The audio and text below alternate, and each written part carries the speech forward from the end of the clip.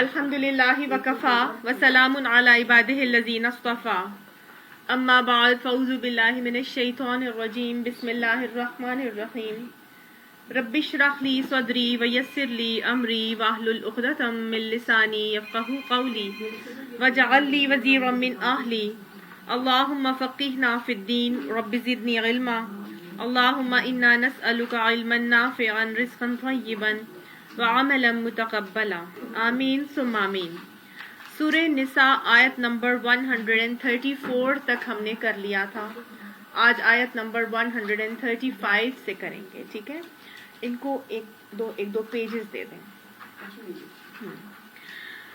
اعوذ باللہ من الشیطان الرجیم یا ایہا الذین آمنوا کونوا قوامین بالقسط شہداء للہ وَلَوْ عَلَىٰ أَنفُسِكُمْ أَوِ الْوَالِدَيْنِ وَالْأَقْرَبِينَ إِن يَكُنْ غَنِيًّا أَوْ فَقِيرًا فَاللَّهُ أَوْلَىٰ بِهِمَا فَلَا تَتَّبِعُوا الْهَوَىٰ أَن تَعْدِلُوا وَإِن تَلْوُوا أَوْ تُعْرِضُوا فَإِنَّ اللَّهَ كَانَ بِمَا تَعْمَلُونَ خَبِيرًا۔ صدق اللہ العظیم۔ یا ایھا الذین آمنوا، اے لوگو جو ایمان لائے ہو، کونوا قوامینا، تم سب کھڑے ہو جاؤ، بالقسط، ساتھ انصاف کے، شہداء للہ، گواہی دینے والے واسطے اللہ کے۔ گویا ایمان والوں کو اللہ سبحانہ تعالیٰ ایک حکم دے رہے ہیں، اور حکم کیا دے رہے ہیں کہ وہ سب کیا کریں؟ انصاف کے ساتھ اللہ کی گواہی دینے کے لیے کھڑے ہو جائیں، انصاف کے علم بردار بن جائیں۔ اس کا مطلب کیا ہے کہ وہ سب انصاف کے علم بردار بن جائیں، اللہ کے لیے گواہی دینے والے بن جائیں۔ گویا انصاف کا حکم دیا جا رہا ہے۔ انصاف اسلامی معاشرے کا خاصہ ہے، بنیاد ہے۔ جس معاشرے کے اندر انصاف نہیں ہوتا وہ معاشرہ امن والا معاشرہ نہیں ہوتا۔ اگر ہم کسی معاشرے میں امن و امان، استحکام چاہتے ہیں تو وہاں پر ہمیں انصاف کو عام کرنا ہوگا۔ اللہ سبحانہ تعالیٰ نے مومنوں کو حکم دیا کہ وہ کیا کریں؟ نہ صرف انصاف کریں بلکہ انصاف کے علمبردار بن جائیں، انصاف کے لیے کھڑے ہو جائیں۔ جہاں دیکھیں کہ کسی کے ساتھ ناانصافی کی جا رہی ہے تو اس کے خلاف اٹھنے والے بن جائیں، خود بھی انصاف پر قائم ہو، اور جہاں دیکھیں انصاف کو دبایا جا رہا ہے وہاں پر انصاف کے لیے کھڑے ہونے والے بن جائیں، انصاف کے لیے آواز اٹھائیں، اور بے انصافی کے خلاف اٹھ کھڑے ہونا، اس کا حکم دیا جا رہا ہے۔ آپ صلی اللہ علیہ وآلہ وسلم کی بھی ہمیں یہی سنت نظر آتی ہے، اور اللہ سبحانہ تعالیٰ بھی عادل ہے، ٹھیک ہے؟ اللہ سبحانہ تعالیٰ عادل ہے، اس نے اس پوری کائنات کو عدل کے نظام پر قائم کیا ہے۔ اللہ تعالیٰ فرماتا ہے وَلَا تُخْسِرُوا الْمِيزَانَ، اللہ کے میزان عدل میں کمی نہ کرو، اس میں نقصان نہ ڈالو، اس میں گھاٹا نہ کرو۔ اللہ تعالیٰ فرماتا ہے وَوَضَعَ الْمِيزَانَ، اللہ نے تمام کے تمام کائنات کو انصاف کے رویے کے اوپر تیار کیا ہے۔ اللہ نے اسی انصاف کو قائم کرنے کے لیے اصل میں قیامت کو برپا کرنا ہے، ٹھیک ہے نا؟ یہ اللہ کے عدل کا تقاضا ہے کہ ایک انسان جو ساری عمر اللہ کے خوف کے ساتھ زندگی گزارتا رہا، اور وہ دوسرا شخص جو مادر پیزر آزاد اپنی مرضی کی منمانی کی زندگی گزارتا رہا، تو قیامت کے دن اللہ تعالیٰ کیسے دونوں کو برابر کر دیں؟ ہے کہ نہیں؟ اللہ تعالیٰ فرماتے نا هَلْ يَسْتَوِي الَّذِينَ يَعْلَمُونَ وَالَّذِينَ لَا يَعْلَمُونَ، تم سمجھتے ہو کہ ایک علم والا شخص اور ایک لا علم شخص برابر ہو سکتے ہیں؟ نہیں ہو سکتے نا۔ تو بالکل اللہ سبحانہ تعالیٰ عادل ہے، اور اس نے عدل کے لیے ہی، عدل کو برپا کرنے کے لیے ہی قیامت کو قائم کرنا ہے، ٹھیک ہے؟ تاکہ جس طرح کی جس نے زندگی گزاری ہو اس کا اسی طرح کا معاملہ کیا جائے۔ اللہ سبحانہ تعالیٰ ظالم نہیں ہے۔ 99 صفاتی ناموں میں کہیں بھی اللہ سبحانہ تعالیٰ کا نام، اللہ کا جو صفاتی نام ظالم نہیں آتا. ٹھیک ہے نا. اب اللہ سبحانہ تعالیٰ نے عدل کا نظام جو قیامت میں قائم کرنا ہے، تو کیا اب ہمیں اللہ تعالیٰ سے اس کا عدل مانگنا چاہیے؟ Very good. اس لیے کہ ہمارا کوئی عمل بھی ایسا نہیں ہو سکتا کہ جو حدیث کے حوالے سے پتہ چلتا ہے کہ جنت کی ایک نعمت لا کے رکھی جائے گی اور ہماری ساری نیکیاں آگے رکھ دی جائیں گی، تو وہ ایک نعمت بھی اس کا نعم البدل نہیں ہو سکتی. تو ہم اپنے عمل کے ذریعے نہیں جا سکتے جنت کے اندر، بلکہ ہم اللہ کے عدل کے ذریعے بھی نہیں جا سکتے. ہم کس کے ذریعے جنت میں جائیں گے؟ اللہ سے اس کی رحمت کے بدلے. ہاں، وہ اللہ کی رحمت جب ہمیں جنت میں لے جائے گی تو پھر ہم اپنے اعمال کے ذریعے سے اپنے درجات کو پائیں گے. ٹھیک ہے. تو اب اللہ سبحانہ تعالیٰ نے تو پورا کائنات کا نظام عدل پہ بنایا، قیامت بھی اس نے عدل کو برپا کرنے کے لیے قائم کرنی ہے. اب میں نے اور آپ نے اللہ سے اس کا عدل نہیں مانگنا، بلکہ اس سے اس کی رحمت کا تقاضا کرنا ہے، اس کا رحمت کا سوال کرنا ہے. اللہم رحمتک ارجو فلا تکلنی الی نفسی طرفۃ عین واصلح لی شأنی کلہ لا الہ الا انت. آپ صلی اللہ علیہ وآلہ وسلم کی صفت بھی کیا تھی؟ آپ صلی اللہ علیہ وآلہ وسلم بھی عادل تھے، رحمت للعالمین بھی تھے، لیکن آپ عادل تھے. تمام کے تمام فیصلے عدل پہ کرتے تھے. ابھی پیچھے ہی ہم نے جو قرآن کا سبق پڑھا تھا، پچھلا کلاس کا لیکچر ہمارا، وہ بشیر بن عبیرک کا، آپ کو چوری والا واقعہ یاد ہے؟ جس میں وہ یہودی کے اوپر الزام اس نے لگا دیا تھا، ایک مسلمان نے، منافق نے. تو آپ صلی اللہ علیہ وآلہ وسلم نے کیا کیا تھا؟ کس کو سزا دلوائی تھی؟ مسلمان کو. یہ عدل کا تقاضا تھا کہ یہودی کو پھنسا بھی دیا تھا، لیکن آپ صلی اللہ علیہ وآلہ وسلم نے عدل کے حساب سے فیصلہ کرتے ہوئے فیصلہ مسلمان کے خلاف ہی کیا، کیونکہ وہی چور تھا اصل میں. تو آپ صلی اللہ علیہ وآلہ وسلم کے پاس ایک اور واقعہ آتا ہے سیرت میں کہ آپ صلی اللہ علیہ وسلم کے پاس ایک خاتون آئی، فاطمہ، قبیلہ بنی مخدوم کی وہ عورت تھی اور اس نے چوری کر لی تھی. اب لوگوں نے کیا کہا کہ حضرت اسامہ بن زید، جو کہ محب رسول صلی اللہ علیہ وآلہ وسلم میں حضرت زید بن حارثہ کے بیٹے تھے، ان سے نبی صلی اللہ علیہ وسلم کو بڑا ہی پیار تھا. تو آپ صلی اللہ علیہ وآلہ وسلم سے ان لوگوں نے ان کی سفارش کروائی کہ یہ بڑی مخزوم کی عورت ہے، اس کو چھڑوا لیتے ہیں. تو حضرت اسامہ بن زید کو سفارشی بنا کے نبی صلی اللہ علیہ وسلم کے پاس بھیجا. تو آپ صلی اللہ علیہ وآلہ وسلم کے چہرے پر ایک رنگ آیا اور ایک رنگ گیا، اور آپ صلی اللہ علیہ وسلم نہایت ناراض ہوئے. اور آپ صلی اللہ علیہ وسلم نے فرمایا کہ تم سے پچھلی قومیں بھی اسی وجہ سے برباد ہوئیں کیونکہ وہ اپنے اوپر والے طبقے کے اوپر حد نافذ نہیں کرتے تھے اور نیچے والے طبقے کے اوپر حد نافذ کر دیا کرتے تھے. انصاف سے جاری کی ہوئی ایک حد 40 دن کی مسلسل بارش سے بہتر ہے.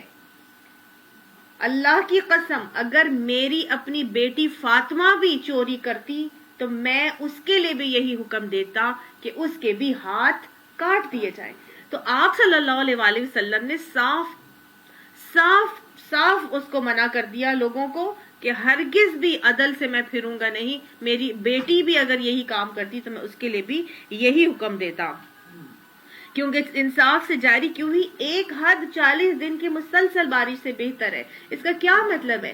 ایک حد جو انصاف کے ساتھ جاری کر دی جائے گی تو جتنی مرضی مسلسل بارش باریک باریک باریک باریک پڑتی رہے، ڈرزلنگ ہوتی رہے، کتنی مفید ہوتی ہے نا وہ، لیکن ایک حد جو انصاف سے جاری کر دی جائے وہ کیسے اپنے اثرات دکھاتی ہے، اور ایک چیز جب نا انصافی معاشرے میں جنم دیتی ہے تو کیسے اپنے اثرات دکھاتی ہے. آپ دیکھیے، جس معاشرے کے اندر عدل اٹھ جاتا ہے اس معاشرے میں فتنہ فساد جنم لینے لگتا ہے، غریب غریب ترین، امیر امیر ترین ہونے لگتا ہے، حد اوپر والا طبقہ حدوں سے بچنا اور نیچے والے جو ہے وہ بیچارے ان کی گردن جکڑنا شروع ہو جاتی ہے. پھر جب ایسے معاملات ہوں کہ عدل کے خلاف ساری معاملات کیے جا رہے ہیں تو اچھی اچھی پوسٹ، عہدے، ترقیاں سب کہاں جاتی ہیں؟ ہاں جی، جن کو جو اس کے اہل نہیں ہوتے ان تک پہنچ جاتی ہیں. وہ اپنی سوچ سفارش لگا کے وہ اوپر والے طبقوں پہ پہنچتے جاتے اور بیچارے جو اصل اہل ہوتے ہیں وہ رہ جاتے ہیں. تو اس سے کیا ہوتا ہے؟ معاشرے کے اندر فرسٹریشن جنم لیتی ہے اور اس سے معاشرے کے اندر فتنہ فساد اور امن امان کی جو ہے وہ بگاڑ پیدا ہوتا ہے.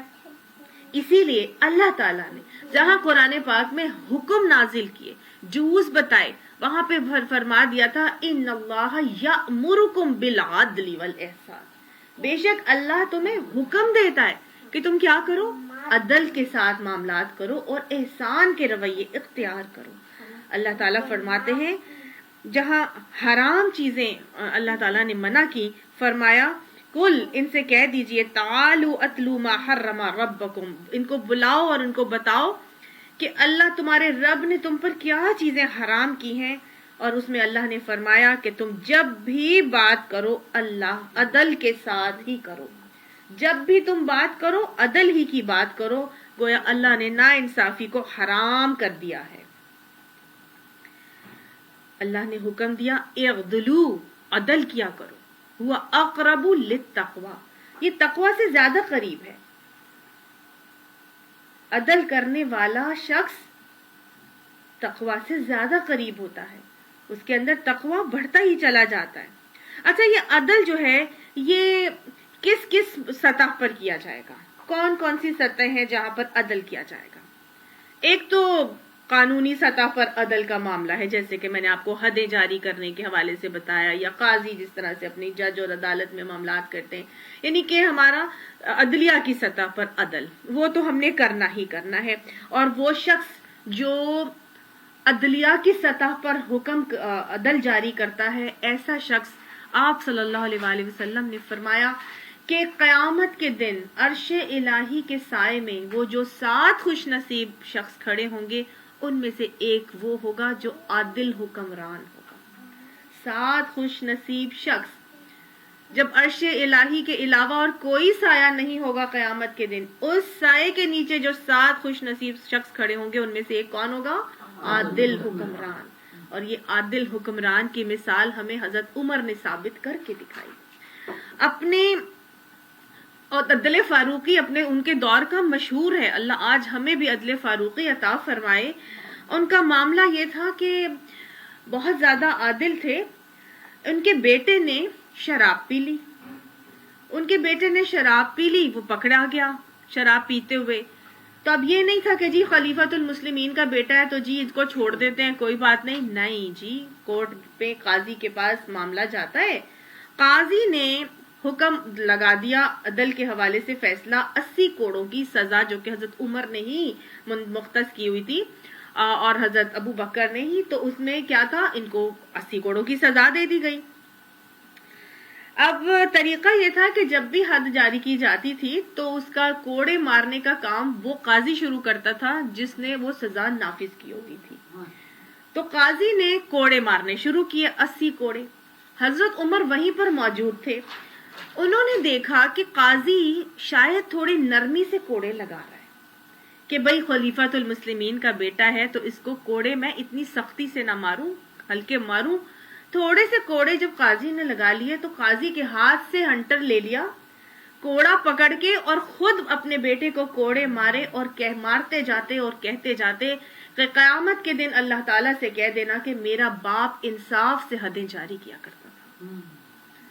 اور حال یہ ہو گیا تھا کہ ایک صحابی ہیں، ان کے بارے میں یہ خاتون نے پوچھا کہ عمر کا بتاؤ کیا حال ہے، کیا ابھی بھی وہ انصاف سے فیصلے کر رہا ہے؟ تو انہوں نے آگے سے کہا کہ ہاں، عمر کا عدل اسی طرح چل رہا ہے۔ ابھی پچھلے ہی دنوں انہوں نے اپنے بیٹے کو خود کوڑے لگائے تھے، اور ایسے لگائے تھے کہ اس کی وجہ سے ان کے بیٹے کا انتقال ہو گیا۔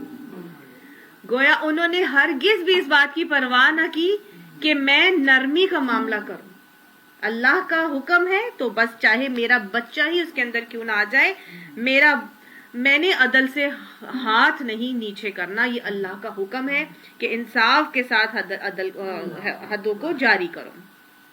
یہ تو ہوا عدلیہ کی سطح پر عدل، لیکن ہمیں ہر سطح پر عدل کرنا ہے۔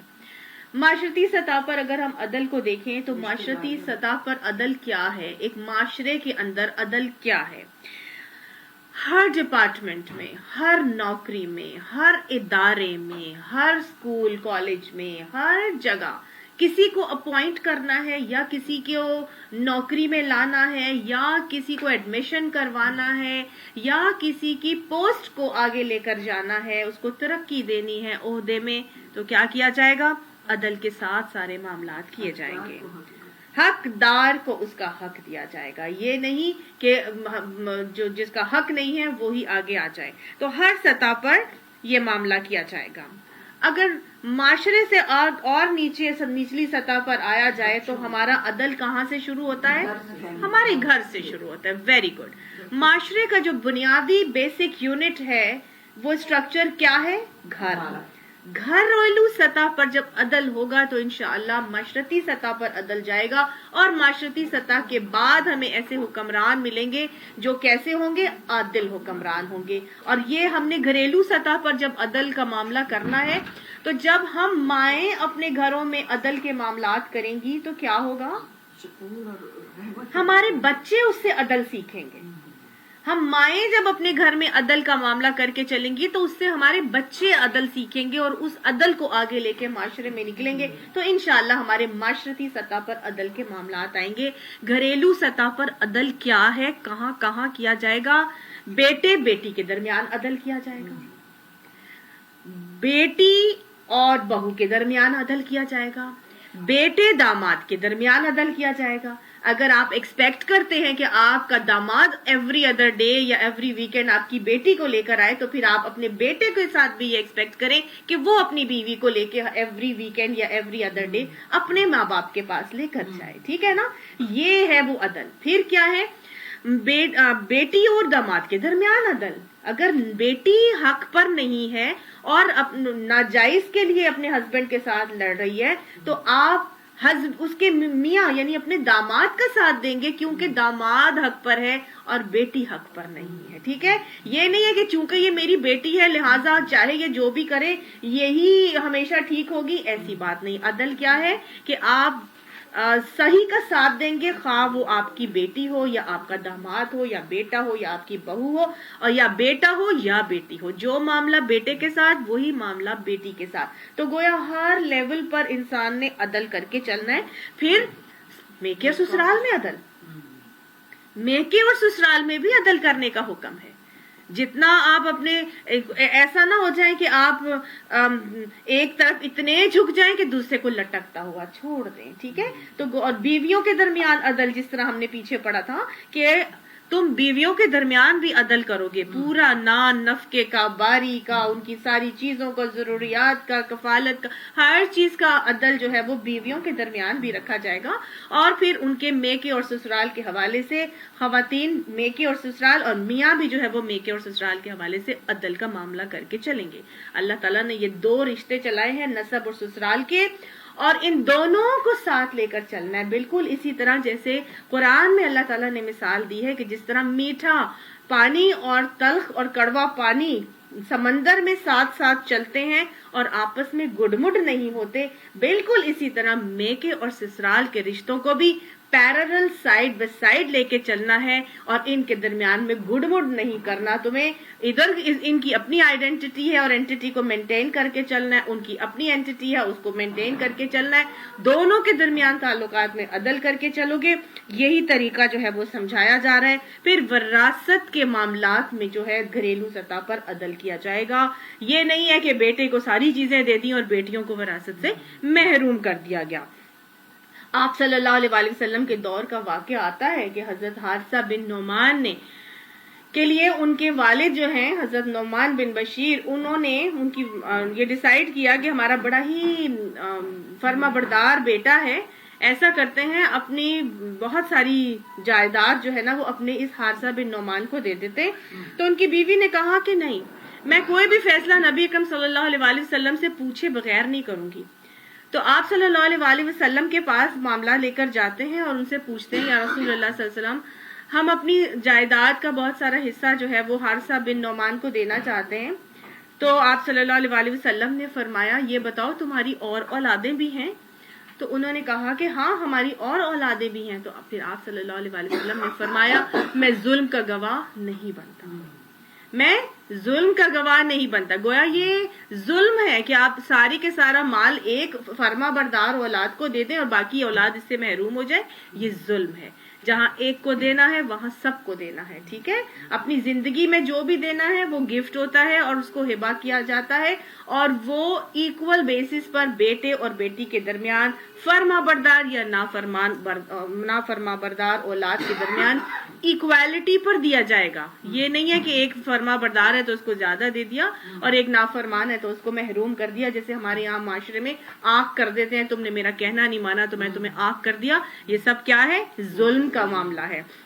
اللہ نے یہاں پر ہمیں بتا دیا کہ تم کیا کرو, انصاف کے علم بردار بن جاؤ. وَلَوْ عَلَىٰ أَنفُسِكُمْ, چاہے اس کی زد تمہاری اپنی ذات پر آئے, اول والدینی, یا تمہارے اپنے والدین پر آئے, والاقربین, یا تمہارے قرابت داروں پر ہی کیوں نہ پڑتی ہو. یعنی کہ ہر معاملے میں تمہیں عدل کرنا ہے. اپنے رشتہ دار ہیں, اپنی ذات کے ساتھ عدل کرنا ہے, یا اپنے جو والدین کے درمیان عدل, ہر ایک کے ساتھ عدل اسی طرح کیا جائے گا. ان یکن غنیا او فقیرا, اگر فریق معاملہ خواہ مالدار ہو, غنی ہو یا فقیر ہو, غریب ہو, یعنی کہ اس سے کوئی فرق نہیں پڑتا کہ کس کے درمیان عدل کروا رہے ہو. اگر وہ امیر ہے پھر بھی وہ اس کی زد میں آئے گا, غریب ہے پھر بھی اس کی زد میں آئے گا. فاللہ اولا بہما, اللہ تم سے زیادہ ان کا خیر خواہ ہے. ٹھیک ہے. فلا تتبعوا الہوی, اور تم اپنی خواہشات کی پیروی نہ کرو. یہ خواہشات ہی تو ہیں کہ انسان کو عدل سے روک دیتی ہیں. ان تعدلوا, یہ کہ تم عدل سے باز رہو گے. یعنی خواہشات کی پیروی میں عدل سے باز مت رہنا کہ تمہارا دل نہیں چاہ رہا کہ جی یہ اتنا بڑا آدمی ہے میں اس کے ساتھ کیا کروں. نہیں, تم اپنی خواہشات کی پیروی میں آ کے عدل سے باز مت رہنا. وَإِن تَلْوُوا, اور اگر تم اپنی زبان کو موڑو گے, او تُعْرِضُوا, یا تم نے کوئی لگی لپٹی بات کہہ کے اعراض کیا, فَإِنَّ اللَّهَ كَانَ بِمَا تَعْمَلُونَ خَبِيرًا, پس بے شک اللہ کیا ہے, تمہارے ہر عمل کو جاننے والا ہے. گویا اللہ نے بتا دیا, نہ تم نے لگی لپٹی بات کرنی ہے, نہ تم نے منہ موڑ کے کوئی پہلو بچانا ہے, یا تم کہہ دو کہ زو مانی بات کر دو کہ اس کو وہ بھی بچ جائے اور ایسے بھی ہو جائے. نہیں, نہ تم نے اس سے کوئی پہلو تو ہی کا معاملہ کرنا ہے, بلکہ جو بھی تم کرو گے اللہ کو اس کی خبر ہے. یا ایھا الذین آمنو, اے لوگو جو ایمان لائے ہو, کیا کرو.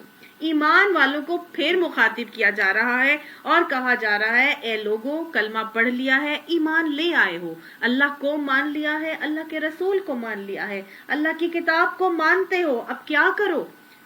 آمینو باللہ ورسولہ, قولی طور پر تو تم نے کہہ دیا ہے کہ ہم مان لیتے ہیں, لیکن آمینو, اب واقعی میں مان لو, ایمان لے آؤ اللہ اور اس کے رسول کے اوپر. قولی ایمان کے بعد اب کیا کرو, عمل سے ثابت کر کے دکھاؤ کہ تم نے واقعی اللہ اور اس کے رسول پر ایمان لائے ہو. والکتاب الذی نزل علی رسولہ, اور اس کتاب کے اوپر نزل علی رسولہ جو ہم نے نازل کیا ہے اوپر اس کے رسول کے. والکتاب الذی انزل من قبل, اور اس کتاب کے اوپر ایمان لے آؤ جو نازل کی گئی ہے پہلے سے.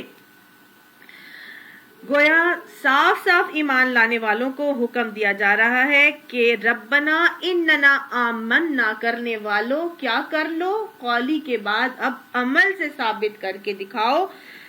عمل سے ثابت کرو گے, بات وہی ہے, زبان سے کہہ بھی دیا لا الہ تو کیا حاصل, دل و نگاہ مسلم نہیں تو کچھ بھی نہیں.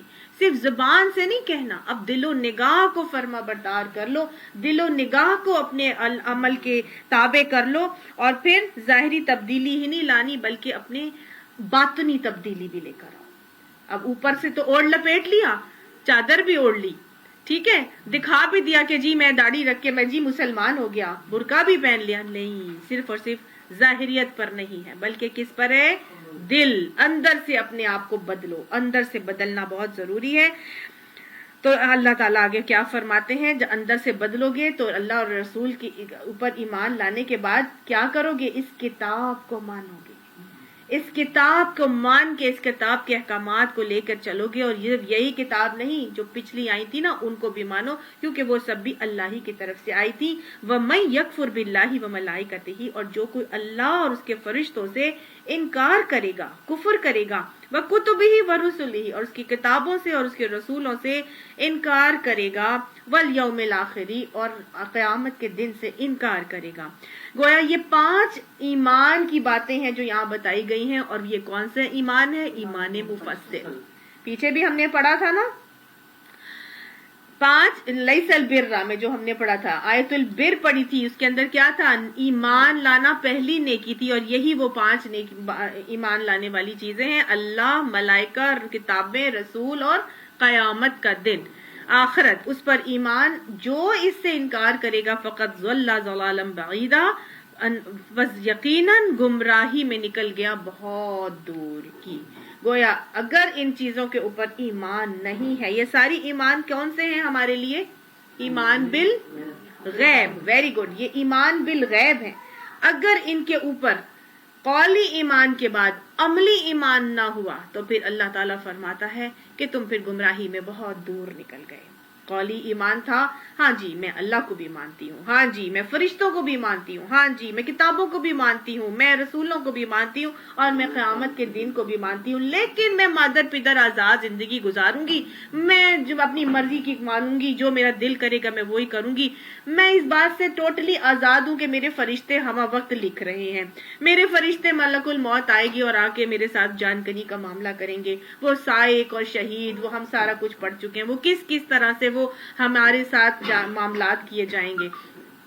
मैं इससे बिल्कुल बरी उज़्ज़िमा। अगर मैं कहूं कि हाँ किताबें तो है मैं मानती हूँ, लेकिन कभी किताब को मैं खोल कर ना देखूं और इसके मुताबिक जिंदगी ना गुजारूं। रसूलों को भी हाँ जी 1,24,000 रसूल आए, 5 उलुल अज़म रसूल अंबिया थे, हाँ मैं सबको मानती हूँ, लेकिन वो क्या तालीम लेकर आए, उनके क्या तरीके थे, उनकी सुन्नतें क्या थी, उनको मुझे इससे कोई गरज नहीं। मैं तो अपनी मर्जी से पहनूंगी, ओढ़ूंगी, खाऊंगी, पीऊंगी, सारी जिंदगी गुजारूंगी, जो मेरा दिल करेगा मैं वैसे करूंगी। लोग कहते हैं ना कि भाई क्या फर्क पड़ता है कि मैं पहले सीधी चप्पल पहनूं और फिर बाद में उल्टी, पहले सीधी पहनूं और बाद में उल्टी पहनूं, या मैं पहले उल्टी उतारूं और बाद में सीधी, इससे क्या फर्क पड़ता है? पहनने उतारने का नहीं पड़ता है, बिल्कुल पड़ता है। वो सुन्नत अमल हो जाएगा, वो इबादत बन जाएगा, और यही हमारा सबूत है कि हम अपने रसूलों पर ईमान रखते हैं। ठीक है ना?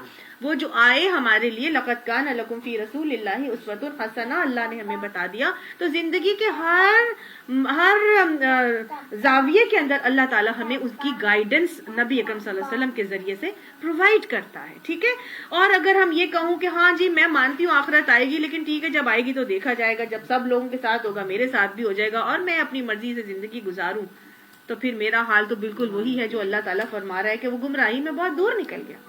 हाँ अगर यकीन होगा, यकीन की हद तक मेरा ईमान होगा कि क़यामत आनी है, अल्लाह ने उस दिन हमारा हिसाब किताब का मामला करना है, मुझे अकेले तन्हा अल्लाह के आगे खड़ा होना है और अपने सारे अमाल की जवाबदेही करनी है, तो फिर मेरा हर अमल दुनिया में आखिरत की नीयत से होगा। डर डर के फूंक फूंक के तकवा के साथ इंसान जिंदगी बसर करेगा। तो गोया कितना डिफरेंस आ जाएगा ना, अगर हम कौली ईमान पर हो या अमली ईमान के साथ जिंदगी गुजार रहे हो। तो बस अल्लाह ताला ने यही कहा कि आमिनू बिल्लाहि व रसूलिही, अब ईमान तो लाए हो लेकिन असल में ईमान लेकर आओ।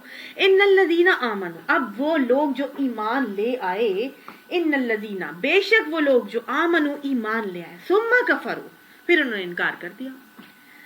सुम्मा आमनू, फिर ईमान ले आए, सुम्मा कफरू, फिर इनकार कर दिया। यानी पहले मानते हैं फिर छोड़ते हैं, फिर मान लेते हैं फिर छोड़ देते हैं। इनकार करना, कफरू का मतलब क्या है? कुफर करना या इनकार करना, दोनों ही बात है ना।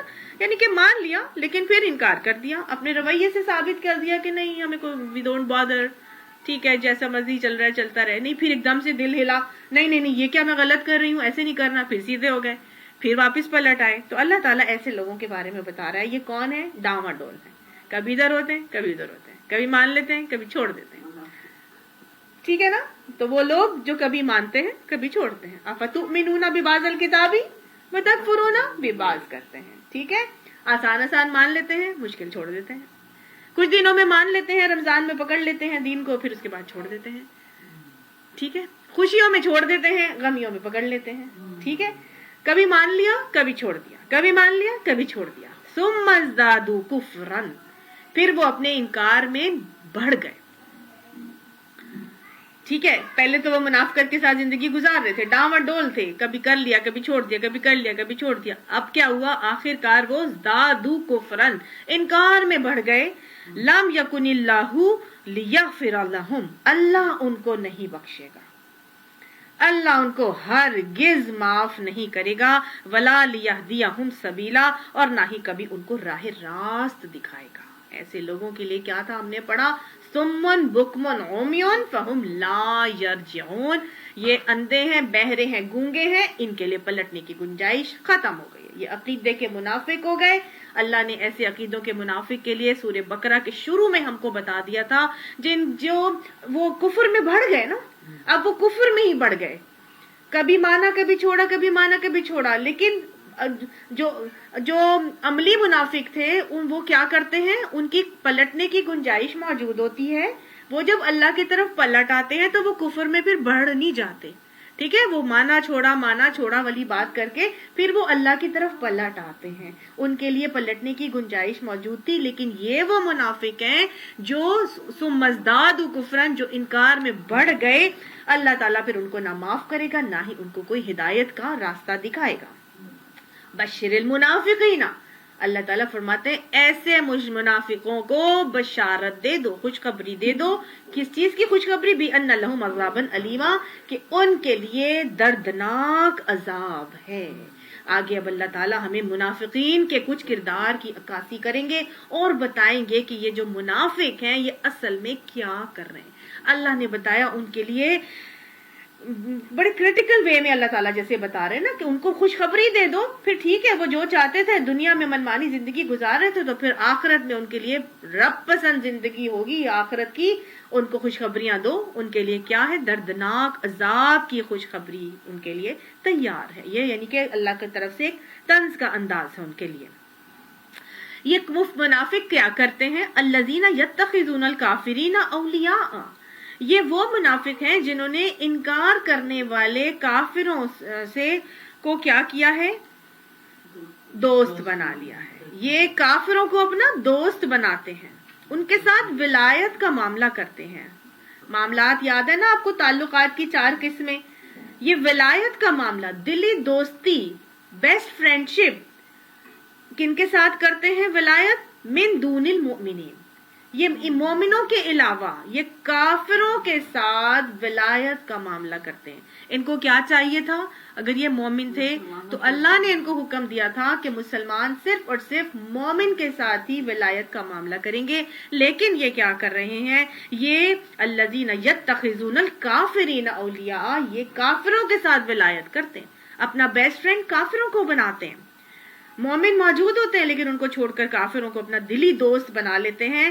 ایبتغون عندهم العزت، کیا یہ ان کے ساتھ عزت کی تلاش میں جاتے ہیں؟ ان سے یہ عزت چاہتے ہیں. عزت ساری کی ساری کس کے پاس ہے؟ فإن، ویری گڈ، المعز اللہ ہے. فإن العزت للہ جمیعا، بس بے شک عزت واسطے اللہ کے ہے ساری کے ساری. گویا منافقین کا ایک رویہ بتایا جا رہا ہے کہ یہ کافروں کے پاس ولایت کے لیے کیوں جاتے ہیں؟ کیونکہ وہ چاہتے ہیں کہ کافروں سے دوستیاں رکھیں گے تو ہمیں دنیاوی طور پر عزت ملے گی. اللہ نے کہہ دیا کیا یہ عزت کی تلاش میں ان کے پاس جاتے ہیں، حالانکہ عزت تو ساری کی ساری اللہ کے پاس ہے. وَقَدْ نَزَّلَ عَلَيْكُمْ فِي الْكِتَابِ، اور یقیناً نازل کیا ہے تمہارے اوپر اللہ اس کتاب کے اندر، اللہ تعالیٰ یعنی پہلے ہی تمہیں یہ حکم دے چکا تھا، ان اذا سمعتم آیات اللہ، یہ کہ جب تم اللہ کی آیات کو سنو گے، یکفر بہا، کہ جہاں تم اللہ کی آیات کے سامنے کے بارے میں سنو گے کہ اس کے خلاف کفر بکا جا رہا ہے، وہ یکفر بہا، وہ اس سے انکار کر رہے ہیں. تم ایسی باتیں سنو گے کہ جہاں پر اللہ کی آیات کے خلاف کوئی انکار کی باتیں کی جا رہی ہیں، کوئی کفر کی باتیں کی جا رہی ہیں، وَيُسْتَهْزَأُ بِهَا، اور ان کا مذاق اڑایا جا رہا ہے، تو اللہ فرماتا ہے فَلَا تَقْعُدُوا مَعَهُمْ، پس تم ان کے ساتھ نہ بیٹھو، حَتَّى يَخُوضُوا فِي حَدِيثٍ غَيْرِهِ، یہاں تک کہ وہ اس کو چھوڑ کر دوسری بات میں نہ لگ جائیں. اللہ تعالیٰ یہاں پہ یہ فرما رہا ہے کہ اس کتاب کے اندر اللہ تمہیں پہلے ہی یہ حکم دے چکا تھا، اور ہم یہ حکم پڑھ کے آ چکے ہیں کہ جہاں پر تم دیکھو کہ اللہ کے آیات کے خلاف کفر بکا جا رہا ہے یا اللہ کے آیات کا مذاق اڑایا جا رہا ہے، تو تم ایسے لوگوں کے ساتھ نہ بیٹھنا، ٹھیک ہے، جب تک کہ وہ اس بات کو چھوڑ کر کسی دوسری بات میں نہ لگ جائے۔ تو گویا کون لوگ بیٹھتے ہیں اس جگہ پر جہاں اللہ کی آیات کے خلاف کفر بکا جا رہا ہوتا ہے؟ منافق۔ ہم منافقین کا معاملہ پڑھ رہے ہیں نا۔ منافقین کا معاملہ یہ ہوتا ہے کہ وہ ایسی جگہوں پہ پائے جاتے ہیں جہاں پر اللہ کی آیات کا مذاق اڑایا جا رہا ہوتا ہے، جہاں پہ اللہ کی آیات کے خلاف کفر بکا جا رہا ہوتا ہے۔ تو اللہ کی آیات کا مذاق کیسے اڑایا جاتا ہے؟ اللہ کی آیات کے خلاف کفر کیسے بکا جاتا ہے؟ اپنے رویوں سے کیسے؟ ایک تو ڈائریکٹلی مذاق اڑانا کہ کیا یہ ننجا ٹرٹل بنی ہوئی ہیں، کیا داڑھیوں کا مذاق، کیا پردے کا مذاق، اس قسم کے مذاق کی باتیں کہ ڈائریکٹلی 1 to 1 کر کے اس کو اسٹریٹ اوے اس کا مذاق اڑا کے غلط باتیں کرنا، یا یہ کہ وراثت کے اوپر مذاق بنا دیا، یا مختلف جو دین کے احکامات ہیں اس کے خلاف مذاق کا معاملہ کروانا۔ دوسرا کفر بکا جانا اور ان کا مذاق اڑانا ایک رویے کے حوالے سے ہے کہ آپ ایسا معاملہ کر رہے ہوں کہ جس کا صاف ظاہر ہے مطلب ہے کہ آپ you don't bother about what Allah says، اللہ نے کیا حکم دیا ہے آپ کو اس سے کوئی غرض نہیں ہے۔ گویا ایسی محفلوں میں جانا جہاں پہ اللہ کی آیات کے خلاف معاملات کیے جا رہے ہیں، کانسرٹس میں جانا، شادی بیاہ میں جو مہندیاں ہیں وہ ڈانس، اور وہ جو مخلوط محفلیں جہاں پہ کھلے عام جو ہے وہ اس قسم کی باتیں کی جا رہی ہیں، کیا ہمارے دین کا مزاج ہے کہ جوان لڑکیوں کو سب کے سامنے نچوایا جائے ڈانسنگ فلورز کے اندر؟ کیا یہ ہمارے دین کا مزاج ہے کہ مخلوط محفلیں مرتب کی جائیں؟ کیا یہ ہمارے دین کا مزاج ہے کہ دعوتوں کے اندر شراب نوشی کی محفلیں منعقد کی جائیں؟ کیا ہمارے دین کا مزاج ہے کہ ہم جو ہے وہ کانسرٹس وغیرہ برپا کریں یا فرشی محفلیں اور ناچ گانوں کی محفلیں ہوں؟ کیا یہ ہمارے دین کا مزاج ہے؟ اللہ نے اسٹریٹ اوے ڈائریکٹلی ان کے اوپر لا کی ہمیں حکم دیا ہے، ٹھیک ہے۔ تو یہ جب اللہ نے چیزوں کو منع کر دیا اور وہ کھلے عام کیا جا رہا ہے، تو پھر ایسی جگہوں پر کون پایا جاتا ہے؟ یوزلی اللہ نے کہا فلا تقعدوا معهم، ان کے ساتھ نہ بیٹھو۔ گویا منافقین ایسی محفلوں میں پائے بھی جاتے ہیں، اور مومنوں کو یہ حکم دے دیا گیا ہے کہ وہ ان کے ساتھ نہ بیٹھے جب تک کہ یخوضوا فی حدیث غیرہ، وہ دوسری بات میں نہ لگ جائیں۔ اگر وہ وہاں پر بیٹھیں گے، اگر مومن بھی ایسی جگہوں پر جائیں گے، اگر مومن بھی ان لوگوں کے پاس پائے جائیں گے جہاں پر 1 to 1 ڈائریکٹلی یہ مذاق اڑانے کا رویہ ہے، یا انڈائریکٹلی ان طرح کی محفلوں میں منعقد کر کے مومن بھی جا کے بیٹھیں گے، تو اللہ نے فرما دیا انکم اذا مثلہم، اب اگر تم ایسا کرو گے تو پھر تم بھی انہی کی طرح۔ سمجھ آ گئی؟ چلے ٹھیک ہے، نہ کرنا تو ضروری ہے، نہ کریں، لیکن میں بیٹھنے کو منع کیوں کیا؟ پہلی وجہ تو یہاں پہ اللہ نے یہ بتا دی کہ اگر تم وہاں پہ بیٹھو گے تو اس کا مطلب کیا ہے کہ تم بھی ویسے ہی ہو۔ دوسری وجہ یہ ہے کہ اگر قرآن پڑھنے والے ان جگہوں پر جائیں گے، ان کے ساتھ مذاق اڑانے کے رویوں میں شامل گفتگو ہوں گے، تو لوگ کہیں گے کہ اس نے تو قرآن پڑھا ہوا ہے، جب یہ کر رہی ہے، جب یہ ایسے کر سکتی ہے، تو دیٹ مینز یہ دین کی پرمیشن ہے، یہ ٹھیک کر رہی ہے۔ تو گویا مومن اپنے پورے رول ماڈل سے اس چیز کے لیے ایک ایگزامپل سیٹ کرتا ہے۔ اللہ نے کہہ دیا کہ اگر تم وہ کام کرو گے تو گویا تم بھی ویسے ہی ہو۔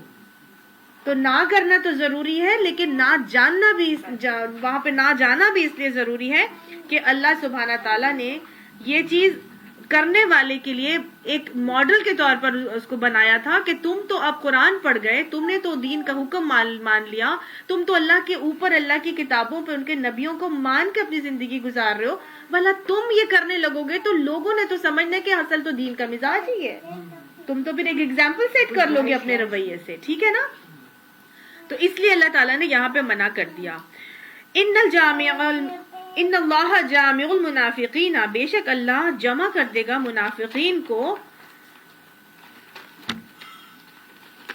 والکافرین، اور کافروں کو، فی جہنم جميعا، جہنم کے اندر سب کو، یعنی کافروں کو اور منافقوں کو اللہ سبحانہ تعالیٰ جہنم کے ایک ہی جگہ کے اندر جمع کر دے گا. گویا دونوں کا معاملہ ایک ہی جیسا ہونا ہے, دونوں کو جو ہے وہ جہنم ہی رسید کیا جائے گا, اور دونوں کا انجام اللہ تعالیٰ ایک ہی بتا رہا ہے.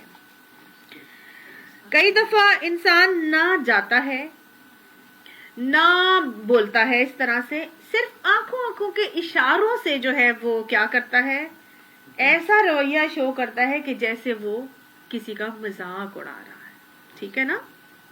تو رویوں سے بھی مذاق اڑانے والے کے لیے بالکل ایسا ہی معاملہ ہے کہ ان لوگوں کے ساتھ بھی نہ بیٹھو. فحش محفلیں ہیں, فحش لباس ہیں, کھلی زلفوں کے ساتھ بہت بہت مال اسباب ریا نمود و نمائش پہ جب خرچ کیا جاتا ہے تو بس پھر یہ ایسی محفلیں ہیں جو لغویات کے زمرے میں آنے والی چیزیں ہیں, اور مومن کو سکھایا گیا ہے کہ وہ ایسی جگہوں پر جب دیکھیں گے کہ یہ ہو رہا ہے تو وہ کیا کریں گے, وَإِذَا مَرُّوا بِاللَّغْوِ مَرُّوا كِرَامًا, جب وہ ایسی لغویات کی جانب سے گزرتے ہیں تو وہ کیسے گزرتے ہیں, کرامت سے, عزت سے گزر جاتے ہیں, اپنے دامن کو اس سے بچا کے گزر جاتے ہیں. ٹھیک ہے, اپنے دامن کو بچا کر گزر جاتے ہیں. اگلا رویہ اللہ تعالیٰ بتا رہے ہیں, ان الذین یتربصون بکم, یہ منافق تمہارے معاملے میں منتظر ہیں, انتظار کر رہے ہیں. اب منافق کی اگلی صفت کیا ہے کہ یہ فائدے کے منتظر ہوتے ہیں. فَإِن كَانَ لَكُمْ فَتْحٌ مِّنَ اللَّهِ, بس اگر تمہارے لیے اللہ کی طرف سے کوئی فتح کا معاملہ مل جائے, قالوا, وہ کہتے ہیں, أَلَمْ نَكُن مَعَكُمْ, کیا ہم تمہارے ساتھ نہیں تھے. وَإِن كَانَ لِلْكَافِرِينَ نَصِيبٌ, اور اگر وہ واسطے کافروں کے تھوڑا سا حصہ ہو, یعنی کہ کافروں کا پلہ بھاری ہو جائے, قالوا, تو وہ کہتے ہیں, أَلَمْ نَسْتَحْوِذْ عَلَيْكُمْ, کیا ہم نے تمہارے اوپر گھیرا نہیں ڈالا تھا, یعنی ہم تمہارے خلاف لڑنے کے لیے تیار, لڑنے پر قادر نہیں تھے. وَنَمْنَعَكُمْ, اور ہم نے بچایا تھا تم کو, مِنَ الْمُؤْمِنِينَ, ایمان والوں سے. یعنی اگر فتح اللہ کی طرف سے مومنوں کے اوپر آتی ہے تو وہ کہتے ہیں کہ کیا ہم تمہارے ساتھ نہیں تھے, اور اگر کافروں کا پلہ بھاری رہتا ہے تو ان سے کہتے ہیں کہ کیا ہم تمہارے خلاف لڑنے پر قادر نہیں تھے, لیکن پھر بھی ہم نے تم کو مسلمانوں سے بچا لیا. آئی سمجھ آپ کو؟ دونوں طرف اپنے معاملے کو کلیئر رکھنا چاہتے ہیں. یہ فائدے کے منتظر ہوتے ہیں, جہاں سے ان کو لگتا ہے فائدہ مل رہا ہے اس کے چٹے پٹے بن جاتے ہیں. یہ ایک تھالی کے بینگن نہیں ہوتے, سمجھ آئی نا, یہ تھالی کے بینگن کی طرح ہوتے ہیں, جدھر دیکھتے ہیں فائدہ ہو رہا ہے اسی طرف لڑک جاتے ہیں. مسلمانوں کو فائدہ ہوتا ہے تو کہتے ہیں ہم تو تمہارے ہی ساتھ تھے, کافروں کو ہوتا ہے تو کہتے ہیں کہ دیکھو ہم مسلمانوں کے خلاف لڑ سکتے تھے, مسلمانوں کے ساتھ تمہارے خلاف, لیکن دیکھو ہم نہیں لڑے, ہم نے تمہارا ساتھ دیا. آئی سمجھ آپ کو بات؟ تو گویا ہمیشہ ایسے معاملات کر کے وہ کیا کرتے ہیں, تھالی کے بینگن کی طرح اپنا کردار ادا کرتے ہیں. اللہ تعالیٰ فرماتا ہے فَاللَّهُ يَحْكُمُ بَيْنَكُمْ يَوْمَ الْقِيَامَةِ, اللہ تعالیٰ فیصلہ کر دے گا تمہارے درمیان قیامت کے دن. آج لڑکتے ہو, کبھی ادھر جاتے ہو کبھی ادھر جاتے ہو, قیامت کے دن تمہارے اعمال کا فیصلہ اللہ کرے گا. وَلَن يَجْعَلَ اللَّهُ لِلْكَافِرِينَ, اور ہرگز نہیں اللہ کافروں کے لیے, عَلَى الْمُؤْمِنِينَ سَبِيلًا, مومنوں کے اوپر کوئی راستہ دے گا.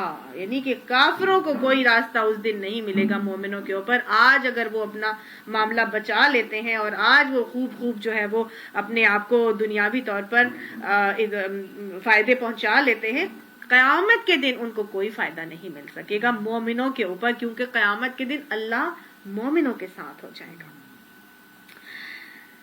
ان المنافقین, بے شک منافق, یخادعون اللہ, وہ اپنے اس رویے سے کیا کر رہے ہیں, وہ اللہ کو دھوکہ دینا چاہتے ہیں. وہو خادعہم, اور وہ ان کو دھوکہ دے رہے. اصل میں علیم بذات الصدور, رب خبیر, رب کو ان کے دل کا حال تو معلوم ہے. اللہ فرماتا ہے وہ اپنے اس رویے سے اللہ کو دھوکہ دینا چاہتے ہیں, اللہ ان کو دھوکہ دے رہا ہے. وہ کس کو دھوکہ دے رہے ہیں, وہ تو اپنے آپ کو اصل میں دھوکہ دے رہے ہیں. پیچھے بھی ہم نے پڑھا تھا کہ وہ یخادعون اللہ وہو خادعہم, وہ اللہ کو دھوکہ نہیں دے رہے, وہ اپنے آپ کو دھوکہ دے رہے ہیں ان رویوں سے. کیونکہ اصل دھوکہ کیا ہے, اصل دھوکہ ان کے لیے کیا ہے؟ دنیا تو بن جائے گی لیکن آخرت میں ان کے لیے عذاب ہی عذاب ہے. اور ان کا اگلا رویہ یہ دکھایا کہ ان کا معاملہ یہ ہو رہا ہوتا ہے دھوکہ دینے کے حوالے سے.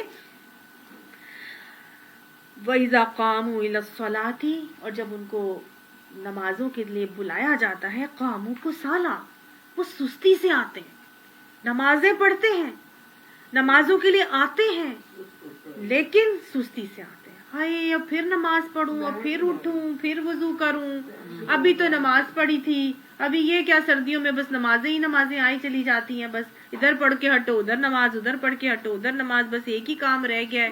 سستی سے آتے ہیں. آپ صلی اللہ علیہ وآلہ وسلم نے منافقین کی نمازوں کے حوالے سے ہمیں بارہا احادیث بتائیں، اور عصر کی نماز کے حوالے سے تو خاص طور سے فرمایا کہ منافق کے لیے عصر کی نماز بھاری ہوتی ہے، اور وہ بیٹھا سورج کو تکتا رہتا ہے حتیٰ کہ سورج جب ڈھل جاتا ہے اور اس میں زردی آ جاتی ہے تو وہ اٹھتا ہے اور 4 ٹھونگے لگاتا ہے اور اپنے رب کو کم ہی یاد کرتا ہے. آپ صلی اللہ علیہ وآلہ وسلم نے فرمایا منافق کے لیے فجر اور عشاء کی نماز بھاری ہوتی ہے. آج ہم کہتے ہیں ہاں میں 4 نمازیں تو پڑھ لیتی ہوں، فجر کے لیے نہیں اٹھا جاتا. ہاں میں 4 نمازیں پڑھ لیتی ہوں، فجر بھی پڑھ لیتی ہوں، بس عشاء میں میرا ہمت جواب دے جاتی ہے، وہ نہیں پڑھی جاتی. یہ کس کی علامت آپ صلی اللہ علیہ وسلم نے فرمائی؟ منافق کی علامت بتائی کہ منافق کے لیے کیا ہے، اس کے لیے فجر اور عشاء کا وقت بھاری ہوتا ہے. اور اللہ تعالیٰ یہاں پہ فرما رہے ہیں وَإِذَا قَامُوا إِلَى الصَّلَاةِ قَامُوا كُسَالَىٰ. آپ صلی اللہ علیہ وآلہ وسلم نے حالانکہ فجر اور عشاء کی نمازوں کے اوقات کے حوالے سے فرمایا تھا کہ اگر تم کو ان 2 رات کی نمازوں کا اجر معلوم ہو جائے تو تم منہ کے بل گھسٹتے ہوئے ان نمازوں کی ادائیگی کے لیے آؤ. ان 2 رات کی نمازوں کا عشاء اور فجر کے لیے آپ صلی اللہ علیہ وآلہ وسلم نے فرمایا تھا اندھیروں میں مسجدوں کی طرف جانے والوں کو کامل نور کی خوشخبری دے دو. کامل نور ان 2 نمازوں سے مل رہا ہے، اور منافق کسالہ کا معاملہ کر رہے ہیں، سستی سے آتے ہیں. آپ صلی اللہ علیہ وآلہ وسلم نے فرمایا تھا عرش الہی کے سائے میں کھڑے ہونے والے 7 خوش نصیبوں میں سے ایک وہ شخص ہوگا جس کا دل مسجد سے جڑا رہتا ہے. مسجد سے جڑا رہتا ہے. اب ہم تو مسجد نہیں جاتے لیکن ہمارا کیا ہے؟ ہمارا اذان سے دل جڑا رہتا ہے. اب اذان ہو میں فوراً نماز ادا کروں. منافق کی علامت ہے کہ وہ نمازوں میں سستی کرتا ہے. یہ مومن کی علامت ہے کہ اس کا دماغ کہاں پہ جڑا ہوا ہے؟ دل کہاں جڑا ہوا ہے؟ اذان سے، مسجد سے جڑا ہوا ہے. اور عورت کا دماغ کہاں پہ جڑا ہوگا؟ اذان کے الفاظ پہ، کہ جیسے ہی اذان ہو میں فوراً نماز کی ادائیگی کروں، کوئی سستی کا معاملہ نہ ہو جائے.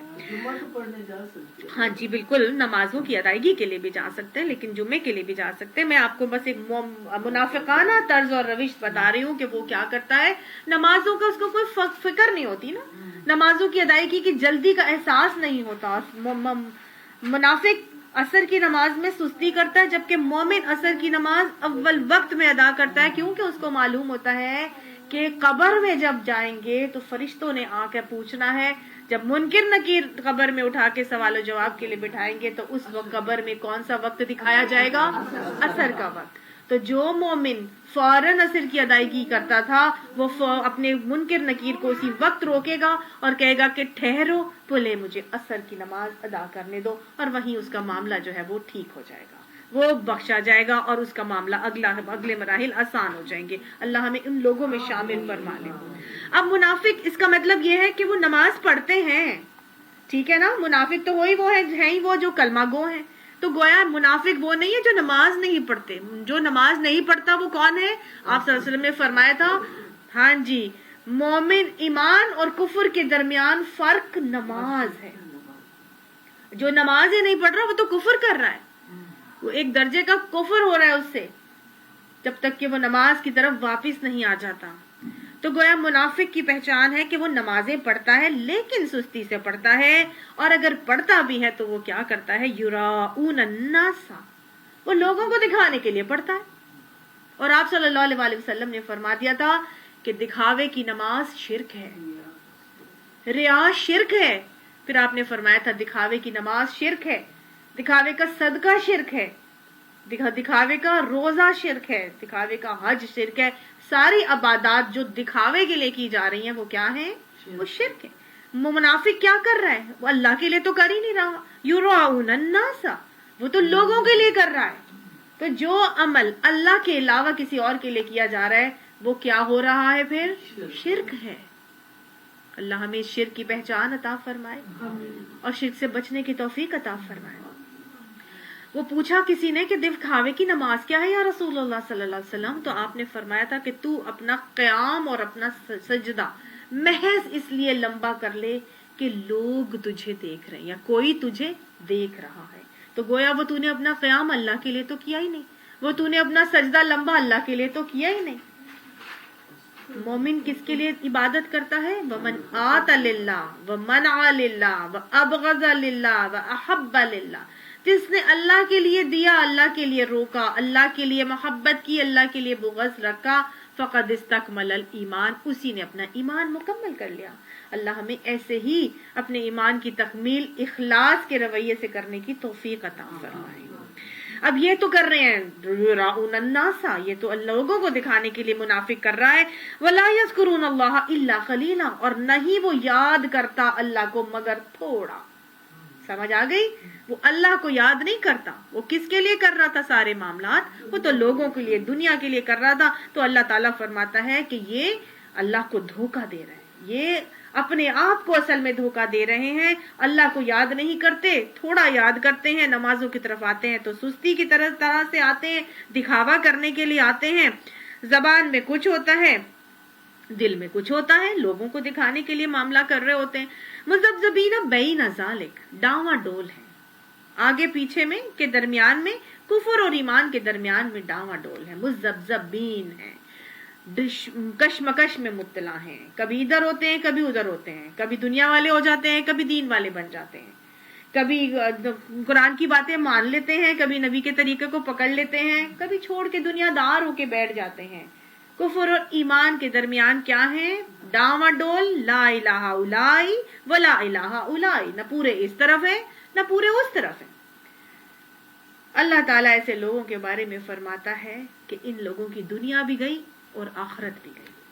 کیونکہ مومن اپنی آخرت بنا لیتا ہے، یہ جو کافر ہے وہ اپنی دنیا بنا لیتا ہے. یہ ڈاواں ڈول ہونے کی وجہ سے نہ پورے ادھر ہوتے ہیں نہ پورے ادھر، نہ دنیا بنا پاتے ہیں نہ ان کی آخرت بنتی ہے. تو قرآن بتاتا ہے کہ ایسے لوگوں کی دنیا بھی گئی اور آخرت بھی گئی. وَمَن يُضْلِلِ اللَّهُ، اور جس کو اللہ گمراہ کر دے، فَلَن تَجِدَ لَهُ سَبِيلًا، تم اس کے لیے کوئی راستہ نہیں پا سکتے. ایسے لوگ منافق کیا ہو جاتے ہیں؟ وہ پورے کے پورے راستے کو گم کر دیتے ہیں. اللہ کی طرف سے ان کو سارے کے سارے راستے، پورٹلز آف انٹری کے بند کر دیے جاتے ہیں. اللہ تعالی ہمیں نفاق کی حقیقت کو جاننے کی، پہچاننے کی توفیق عطا فرمائے. اللہم طاہر قلبی من نفاقی وعملی من الریائی ولسانی من الکذبی وعینی من الخیانتی. تو گویا یہ سب کیا ہو رہے ہیں؟ یہ سب منافقانہ روش ہے جو اللہ تعالیٰ بتا رہے ہیں. اب ایمان والوں کو بتایا جا رہا ہے کہ یا ایھا الذین آمنوا، نفاق سے بچنے کا طریقہ یا معاملہ کیا کرنا ہے ایمان والوں. لا تتخذوا الکافرین اولیاء من دون المؤمنین، تم کافروں کو مومنوں کو چھوڑ کر اولیاء مت بنانا، اپنا دوست کافروں کو مت بنانا. ایمان والے کس کو بنائیں گے اپنا دوست؟ ولایت کا معاملہ کس کے ساتھ کریں گے؟ وہ صرف مومن کے ساتھ کریں گے. صرف ولایت کا معاملہ کافروں کے ساتھ کرنے کو منع کیا جا رہا ہے. باقی تینوں رویے معاملات اور تعلقات کے حوالے سے، معاملات، مدارات اور مواسات، یہ تینوں کس کے ساتھ کرنے ہیں؟ سب کے ساتھ، کافروں کے ساتھ، منافقین کے ساتھ، اہل کتاب کے ساتھ، مشرکین کے ساتھ، سب کے ساتھ وہ تینوں رویے کیے جائیں گے. صرف ولایت کا معاملہ، جس دلی دوستی، دلی محبت، ایسا رویہ کہ جو آپ کے کسی بیسٹ فرینڈ کے ساتھ ہوتا ہے کہ آپ اس کو فالو کرتے ہیں, کاپی کرتے ہیں, اس کے ساتھ انٹرٹینمنٹ کی ٹائم سپینڈ کرتے ہیں, اس کے ساتھ اپنے سیکرٹس شیئر کرتے ہیں, راز اس کو بتاتے ہیں. یہ سب کیا معاملات ہوتے ہیں؟ ولایت کا معاملہ ہوتا ہے. تو یہاں پہ بہت کیٹیگورک حکم دیا جا رہا ہے مومنوں کو کہ وہ کافروں کو چھوڑ کر مومنوں کو اب ولایت کا معاملہ کریں گے, اور صرف ولایت مومنوں سے کریں گے اور کسی کے ساتھ نہیں کریں گے. ٹھیک ہے. باقی 3 معاملات کون سے ہیں؟ موالات ریوائز کر لیجئے کیا ہوتے ہیں کہ آپ معاملات کیا ہوتا ہے کہ آپ ڈے ٹو ڈے ڈیلنگز کرتے ہیں کسی کے ساتھ. ڈے ٹو ڈے ڈیلنگز میں کیا ہوتا ہے؟ آپ اس سے علم حاصل کرتے ہیں, کسی سبزی والے سے سبزی خریدتے ہیں, کسی کے ساتھ بھی آپ کا تھوڑی دیر کا انٹریکشن ہے, لین دین کا معاملہ کرنا. ٹھیک ہے. اس کے بعد یہ آپ ہر ایک کے ساتھ کریں گے. دوسرا معاملہ کیا ہوتا ہے؟ مدارات, یعنی کہ خاطر مدارت کرنا. یعنی آپ اس کے ساتھ اتنے تھوڑا بے تکلف ہو گئے ہیں کہ آپ کے گھر وہ آتا ہے, آپ کے گھر آتا ہے, اور آپ اس کے ساتھ خاطر مدارت کا معاملہ کر کے مہمان نوازی میں اس کو کچھ کھلا پلاتے تھے. ٹھیک ہے. آپ ہر سبزی والے کو اپنے گھر بلا کے خاطر مدارت نہیں کرتے, لیکن کچھ لوگ ہوتے ہیں جن کے ساتھ آپ اتنے, جیسے آپ کوئی استاد کے ساتھ ہو گیا, اتنا زیادہ بے فکر کیا ہوتے ہیں فرینک ہو گئے کہ آپ نے اپنے استاد کو استاد نے اپنے شاگرد کو اپنے گھر میں بلا لیا کہ آ جاؤ اور آ کے بیٹھو, اور اس کے سامنے چائے پانی وغیرہ رکھ دیا جائے. ٹھیک ہے. یہ کیا ہو گیا؟ مدارت. یہ خاطر مدارت کا معاملہ. یہ مدارات یہ بھی تمام لوگوں کے ساتھ کیا جائے گا. اب وہ جب آپ کے گھر آتا ہے نا, تو آپ اس کے ساتھ اپنے راز سیکرٹ شیئر نہیں کریں گے. آپ نہیں کریں گے. آپ لوگوں کو میں نے کوشچن دیا تھا, آپ لوگوں نے کہا تھا کہ آپ اس کے ساتھ اپنے راز سیکرٹ شیئر کر سکتے ہیں. نہیں. تیسرا معاملہ ہے مواسات کا. وہ آپ کے گھر آیا ہے, آپ اس کے ساتھ اتنے فرینک اور اتنے زیادہ ریلیکس ہو گئے ہیں کہ وہ اب آپ کو اپنی پرابلم بتاتا ہے. آپ نہیں بتائیں گے اس کو. سمجھ آ گئی؟ وہ آپ کو بتاتا ہے میری یہ مشکل آ رہی ہے, میری یہ بیماری ہے, فلانا بیمار ہو گیا ہے, میرے پاس پیسوں کی کمی ہے, یا ایسا معاملہ ہو گیا, یا وہ آپ سے کوئی مشورہ لینا چاہتا ہے, یا آپ کے ساتھ کوئی مدد مانگنا چاہتا ہے. تو یہ مواسات کے معاملے میں آپ اس کی مدد کریں گے. آپ اپنے سیکریٹس راز نہیں شیئر کریں گے. سمجھ آ گئی؟ آپ کو کانسیپٹ کلیئر ہو گیا یہ؟ اور جو ولایت کا معاملہ ہے اس میں آپ اس کے ساتھ کریں گے شیئر. آگئی بات سمجھ؟ تو وہ مومن اپنی ولایت کس کے ساتھ کریں گے؟ صرف مومنوں کے ساتھ کریں گے. سمجھ آ گئی؟ اب ہم جب سورہ توبہ پڑھیں گے تو اللہ نے اس کی پوری ہمیں مزید اس کی بتائی ہے کہ کہاں کہاں پہ اگر ہمارے والد, ہمارے بھائی, ہمارے گھر والے بھی کفر اور نفاق کو ایمان پر ترجیح دیں گے تو ہم ان کے ساتھ بھی ولایت نہیں کریں گے. سمجھ آ گئی؟ تو یہاں پر سمجھ آ گئی نا. اب یہاں پر صرف اور صرف کافروں کے حوالے سے حکم ہے, لیکن منافقوں کے ساتھ بھی اللہ نے پھر وہاں پر منع کر دیا ہے. کیوں کہا تریدون ان تجعلوا للہ علیکم سلطانا مبینا, کیا تم یہ چاہتے ہو کہ اللہ کو اپنے خلاف سری حجت دے دو.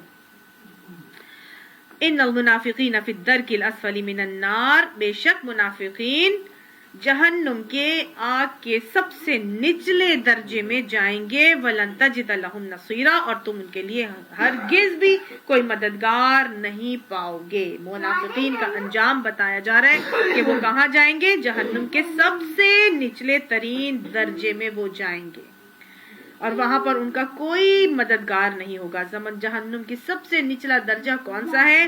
گہری کھائی ویل, جس کے اندر 70 حدیث کے حوالے سے پتہ چلتا ہے کہ اگر ایک پتھر ڈالا جائے تو 70 سال لگیں گے اس پتھر کو نیچے تک پہنچنے کے ہوا میں. تو ان صفات کے حوالے سے اپنے پاس نوٹ ڈاؤن کر لینا ہے آپ نے کہ منافقین کی کیا روش اور کیا طریقے یہاں پر بتائے جا رہے ہیں. پہلے سورہ بقرہ میں ہم نے پڑھے تھے, ان کو علیحدہ لکھیں اور ان کو ان کے ساتھ مکس کر کے اپنے پاس ایک پوری کی پوری آپ کے پاس ایک تیار ہو جانی چاہیے کہ منافقین کے کیا رویے اور کیا طریقے ہوتے ہیں. یہاں آج ان کا انجام بھی بتایا جا رہا ہے کہ وہ سب سے نچلے ترین درجے میں وہ ڈالے جائیں گے. تو اگر جب منافقین سب سے نچلے آگ کا سب سے نچلا درجہ جو ہوتا ہے نا وہ سب سے زیادہ گرم ہوتا ہے. آپ جب برنر پر آگ لگاتے ہیں تو چاہے چند سیکنڈ کے لیے ہی وہ آگ لگے گی, آپ اس برنر کو اٹھا نہیں سکتے ہاتھ میں, کیونکہ وہ ایک سیکنڈ میں گرم ہو جاتا ہے. ہوتا ہے کہ نہیں ہوتا؟ تو آگ کا سب سے نچلا جو حصہ ہوتا ہے وہ سب سے زیادہ گرم ہوتا ہے، اور آگ کا سب سے اوپر والا حصہ جو ہے وہ سب سے زیادہ ہلکا ہوتا ہے. سمجھ بھائی؟ تپش اور گرمی کے حرارت کے حوالے سے سب سے اونچا فلیم کا حصہ کم ہوتا ہے اور سب سے نچلا جو ہے وہ سب سے تیز ہوتا ہے. تو اللہ نے منافقوں کو کہاں ڈالنا ہے؟ سب سے نچلے درجے میں. اللہم طہر قلبی من النفاق. سارے منافقین نیچے، مجوسی بھی اوپر، یہودی بھی اوپر، عیسائی بھی اوپر، مشرک بھی اوپر، سب اوپر، لیکن سب سے نیچے کون ہے؟ منافق. کیوں اللہ نے اتنا سخت ان کو عذاب کا معاملہ کیا؟ کیونکہ اصل میں یہ آستین کے سانپ تھے. یہ آستین کے، یہ تو خود اپنے رویے سے اسلام کو نقصان پہنچانے کا معاملہ کر رہے تھے نا. اصل میں تو یہ کلمہ گو تھے. تو یہ تو جیسا ان کی روش، پھر اللہ نے عذاب بھی ان کو اتنا ہی سخت دیا. الا الذین تابوا واصلحوا، سوائے ان لوگوں کے جو اپنی اس روش کو پہچان کر کیا کر لیں؟ توبہ کر لیں. اب قرآن پڑھ لیا ہے، اب سمجھ میں آ گیا، ہاں میں تو پوری زندگی ایسا ہی کرتی رہی، کبھی ادھر ہوتی تھی کبھی ادھر ہوتی تھی، کبھی افتؤمنون ببعض الکتاب وتکفرون ببعض کرتی تھی. میں نے تو ادخلوا فی السلم کافہ کیا ہی نہیں. میں تو اسلام میں پورے کے پورے میں نے غوطہ ہوئی ہی نہیں. میں نے تو اپنے آپ پر صبغۃ اللہ چڑھایا ہی نہیں. میرا تو پورا کا پورا عمل ہی منافقانہ روش کے ساتھ رہا. میں کبھی ادھر ہوتی تھی کبھی دنیا کی طرف کبھی دین کی طرف ہو جاتی تھی. رمضان میں پکڑ لیتی تھی قرآن کو، اس کے بعد چھوڑ دیتی تھی. غمیوں میں قرآن کو پکڑ لیتی تھی اور خوشیوں میں چھوڑ دیتی تھی. کبھی نمازیں پڑھتی تھی کبھی نہیں پڑھتی تھی. کبھی جو ہے وہ منافقوں کے ساتھ دوستیاں رکھتی تھی. کبھی میں ایسی محفلوں میں بھی جاتی تھی. ہاں میں تو ان کے ساتھ اپنا معاملہ اسی لیے بھی رکھتی تھی کہ میری عزت بن جائے گی، میں معاشرے میں بہت ہی ایلیٹ کے ساتھ اپنا تعلق رکھوں گی تو میں بھی بڑی ایلیٹ میں شامل کی جاؤں گی. ہاں میں نے تو ایسی ہی زندگی گزاری تھی. ہاں پتہ چل گیا ہے سب انسان ہیں، بشری تقاضوں کے تحت غلطیاں سب سے ہوتی ہیں. اسی لیے اللہ نے فرما دیا الا الذین تابوا. فکر نہ کرو، پریشان نہیں ہو، ہمت نہ چھوڑو. ہاں وہ لوگ جو توبہ کر لیں گے، جو اب پلٹ آئیں گے، جو تائب ہو جائیں گے اپنے طرز عمل کی، پھر کیا کریں گے توبہ کرنے کے بعد؟ وَأَصْلَحُوا. گویا توبہ کے بعد اصلاح کا ہونا ضروری ہے.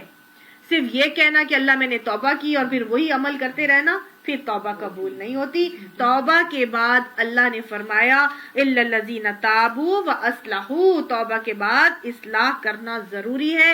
واعتصموا باللہ، اور اللہ کو دامن کو تھام لیں گے، مضبوطی سے اللہ کے دامن کو تھام لیں گے. وَأَخْلَصُوا دِينَهُمْ لِلَّهِ، اور اپنے دین کو اللہ کے لیے پھر خالص کر لیں گے.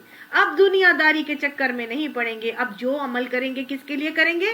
اپنے اللہ کو خوش کرنے کے لیے کریں گے. فَأُولَئِكَ مَعَ الْمُؤْمِنِينَ، پس یہ لوگ مومنوں کے، ایمان والوں کے ساتھ ہوں گے. اللہ ہمیں ان میں شامل فرما لے. وَسَوْفَ يُؤْتِ اللَّهُ الْمُؤْمِنِينَ أَجْرًا عَظِيمًا، اور ان قریب وہ اللہ ان مومنوں کو اجر عظیم عطا فرمائے گا. ٹھیک ہے، توبہ طائب ہونے کے بعد اصلاح جب کر لیں گے تو انشاءاللہ اللہ ہمیں پھر ان مومنوں کے ساتھ کر کے کیا کرے گا؟ اجر عظیم عطا فرما دے گا. اللہ ہمیں ان لوگوں میں شامل فرما دے. ما یفعل اللہ بعذابکم ان شکرتم وآمنتم، کیا ہے اللہ کو کہ اللہ تمہیں عذاب دے اگر تم شکر کر رہے ہو اور ایمان لانے والے بن جاؤ گے. تو یعنی کہ اگر تم اللہ کے شکر گزار بندے بن کے چلو گے، ایمان کی روش پر چلو گے، تو اللہ کو کیا پڑیے کہ وہ تمہیں خواہ عذاب دے دے. کیا اللہ ظالم ہے؟ نہیں، اللہ ظالم نہیں. میں نے آپ کو بھی بتایا تھا کہ اللہ کی کسی بھی صفاتی ناموں میں ظالم کا لفظ نہیں ہے. اللہ ظالم نہیں ہے، اس کو کوئی نہیں پڑی کہ ہمیں وہ ظلم کرے اور ہمارے اوپر ہمیں عذاب دے اگر ہم ایمان کی روش پر چل رہے ہیں، ہم اللہ کے شکر گزار بندے بن کے چل رہے ہیں. وَكَانَ اللَّهُ شَاكِرًا عَلِيمًا، اور اللہ شاکر کیا ہے؟ قدردان بھی ہے اور سب کے حال سے واقف بھی ہے. تو گویا یہاں پر اللہ سبحانہ تعالیٰ نے بتا دیا کہ تم جتنے بھی عمل کرو گے اللہ تمہارے اعمال کی قدردانی کرے گا. اللہ تمہارے اعمال کو ضائع نہیں کرے گا. وہ شاکر ہے، وہ قدردان ہے، علیمہ، وہ جانتا ہے کہ تم کیا اعمال کر کے چل رہے ہو. لہٰذا اپنے اعمال کو درست رویے پر رکھو، اور اپنے اعمال کو جب درست رویے پر چلو گے تو انشاءاللہ اللہ تمہارے اعمال کی قدر کرتے ہوئے تمہیں تمہارے اعمال کا بہترین اجر اور انجام جو ہے وہ عطا فرمائے گا. اب یہاں پر آیات کو ہم اگر دیکھیں تو سمرائز کر لیتے ہیں کہ اللہ تعالیٰ نے منافقین کی اب تک کون سی صفات بتائیں. پہلی صفت تو یہ کہ کبھی ایمان لاتے ہیں کبھی کفر کرتے ہیں. اس کو سمرائز کر کے لکھ لیں اپنے پاس. سب سے پہلا کیا ہے؟ کبھی ایمان لاتے ہیں کبھی کفر کرتے ہیں اور پھر وہ اپنے کفر میں بڑھتے چلے جاتے ہیں. ٹھیک ہے. دوسرا یہ کچھ مانتے ہیں کچھ چھوڑتے ہیں. کبھی مان لیا کبھی چھوڑ دیا. آدھے تیتر آدھے بٹیر. ایسا معاملہ کر کے چلتے ہیں. اور کن لوگوں سے دوستیاں رکھنا چاہتے ہیں؟ جو کافر ہوتے ہیں. اور کافروں سے دوستی وہ کیوں رکھتے ہیں؟ عزت، دنیا کی عزت کو حاصل کرنے کے لیے وہ کافروں کے ساتھ دوستی رکھتے ہیں. گویا وہ مومنوں کو چھوڑ کر کافروں کو اپنا دوست بناتے ہیں. اور کیوں بناتے ہیں؟ تاکہ دنیاوی عزت ان کو مل جائے. وہ ایسی جگہوں پر پائے جاتے ہیں جہاں پر اللہ کی آیات کے خلاف کفر بکا جا رہا ہوتا ہے. یہ تیسری تو نہیں ہے، یہ چوتھی ہے. وہ ایسی جگہوں پر پائے جاتے ہیں جہاں اللہ کی آیات کے خلاف کفر بکا جا رہا ہوتا ہے. تو اللہ نے مومنوں کو کہہ دیا تھا کہ تم کیا کرو؟ فلا تقعدوا، ان کے ساتھ مت بیٹھو. اگلی صفت ہم نے پڑھی تھی کہ وہ فائدے کے منتظر ہوتے ہیں. تھالی کے بینگن کی طرح جدھر فائدہ حاصل ہونا کی ان کو امکان نظر آتا ہے اسی طرف ہو جاتے ہیں. ایسا ہی تھا. حدیث میں آتا ہے کہ قیامت کے دن تم اللہ کے ہاں سب سے زیادہ بدتر اس شخص کو دیکھو گے جو دو رخا ہوتا ہے. ان کے پاس آئے تو ان سے کہے کہ میں تمہارے ساتھ ہوں، اور ان کے پاس جائے تو ان کی سی کہے. ٹھیک ہے. ان کے پاس آئے تو ان کی سی کہے، ان کے پاس آئے تو ان کی سی کہے. یہ دو رخا شخص قیامت کے دن سب سے بدترین حالت میں ہوگا. پھر ان کی صفت یہ تھی کہ وہ اللہ کو اپنے اس عمل سے دھوکہ دے رہے ہوتے ہیں. اور حدیث میں آتا ہے کہ جو دھوکہ دیتا ہے وہ ہم میں سے نہیں ہے. من غش فلیس منا. جو دھوکہ دینے والا ہوتا ہے وہ ہم سے نہیں ہے. پھر منافقین کی ہم نے نمازوں کی کیفیت پڑھی. نمازیں پڑھتے ہیں لیکن سستی سے پڑھتے ہیں. ہاں جی. پھر پڑھتے ہیں تو دکھاوا کر رہے ہوتے ہیں. اور صرف نمازوں میں دکھاوا نہیں، جس کی عادت دکھاوے کی ہے پھر وہ ہر چیز میں دکھاوا کرتا ہے. پھر وہ ہر چیز میں دکھاوا کرتا ہے. پہننے میں دکھاوا، اوڑھنے میں دکھاوا، شادی بیاہ فنکشنوں میں دکھاوا، کھانے پینے میں دکھاوا، باتوں میں دکھاوا، زیورات میں دکھاوا، اولادوں میں دکھاوا، ہر چیز میں وہ دکھاوا کرتے ہیں. اور اللہ تعالیٰ نے اگلی صفت ان کی یہ بتائی تھی وَلَا يَذْكُرُونَ اللَّهَ إِلَّا قَلِيلًا. اللہ کو کم ہی یاد رکھتے ہیں. کیونکہ یاد کیوں نہیں رکھتے؟ اس لیے کہ جو چیز دماغ میں ہوگی وہی آپ کے ہر عمل میں نظر آئے گی. جب اللہ دماغ میں ہوگا تو ہر چیز میں اللہ ہی ہوگا، ہر عمل بھی اللہ کے لیے ہوگا. اب ان کا تو دماغ اپنی جولری، اپنے کپڑوں اور اپنے گھر اور اپنے اولادوں کی طرف چل رہا تھا، لوگوں کو دکھانے کے لیے چل رہا تھا. تو نماز پہ کھڑے ہوتے ہیں تو کیا ان کا حال ہوگا؟ اس وقت بھی دنیا ہی ان کے دماغ میں آ رہی ہوگی. آج ہوتا ہے کہ نہیں ایسے ہوتا؟ بھائی جس چیز کا ہر وقت آپ کو دھیان ہوگا، ادھر نماز پڑھنے کھڑے ہوں گے وہی نماز میں سارا دھیان اسی کا چل رہا ہوگا. آج مردوں کو یہ دھیان ہے میں بزنس کیسے بڑھا لوں، میں اپنی گاڑی کیسے آگے کر لوں، میں اپنی پالیسیز کیسے بنا لوں، میں فلاں چیز. ان کا دھیان اسی میں وہی چل رہا ہوتا ہے دماغ میں. کیا کہتے ہیں 2 2 4 4 2 8. اور ہمارا جو ہے خواتین کا دھیان جو ہے وہ اپنی اولادوں میں ہوتا ہے، ڈراموں میں. Very good. ڈراموں میں، اپنی اولادوں میں، اپنے گھر میں، فیشن میں. وہ شادی بیاہ آ رہی ہو تو وہ خوابوں میں بھی وہی کپڑے آ رہے ہوتے ہیں، ہے کہ نہیں؟ جس چیز کا دھیان ہے پھر نمازوں میں بھی وہی حال ہوتا ہے. اگلی چیز اللہ تعالیٰ نے بتائی، یعنی آپ کو سمجھ میں آئے کہ یذکرون اللہ الا قلیلا کیوں ہوتا ہے؟ پھر کیونکہ ہمہ وقت جس چیز کا دماغ میں دھیان ہوگا پھر نماز میں بھی پھر وہی دھیان ہوگا. اگلی ان کی صفت ہم نے پڑھی تھی مذبذبین بین ذالک ہوتے ہیں، ڈاواں ڈول ہوتے ہیں. کبھی کفر کی طرف آتے ہیں کبھی ایمان کی طرف ہو جاتے ہیں. پھر کافروں سے ولایت کرتے ہیں.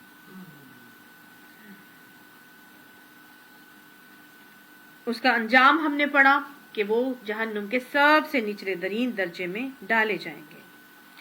سب سے نچلا ترین درجہ آپ کو یہاں پہ میں نے بتایا کہ ویل ہے، ٹھیک ہے، لیکن حدیث کے حوالے سے ہمیں 7 درجے معلوم ہوتے ہیں جہنم کے. سب سے پہلا درجہ، سب سے اوپر کا درجہ جو ہے وہ جہیم ہے. جہیم جہنم کی آگ کا گھڑا ہے. قرآن میں آتا ہے فَأَمَّا مَنْ طَغَى وَآثَرَ الْحَيَاةَ الدُّنْيَا فَإِنَّ الْجَحِيمَ هِيَ الْمَأْوَى، کہ جس نے سرکشی کی اور دنیا کی زندگی کو ترجیح دی تو اس کے لیے جہنم کا جہیم اس کا ٹھکانہ ہوگی. یہاں پر امت محمدی صلی اللہ علیہ وآلہ وسلم کے وہ افراد ہوں گے جو توبہ کیے بغیر مر جائیں گے. وہ اپنا عذاب سہیں گے، پھر سفارش پر وہ نکالے جائیں گے. سب سے اوپر کا درجہ. اس کے بعد ہے حطمہ. حطمہ چکنا چور کر دینے والی، گرائنڈ کر کے کرش کر دینے والی.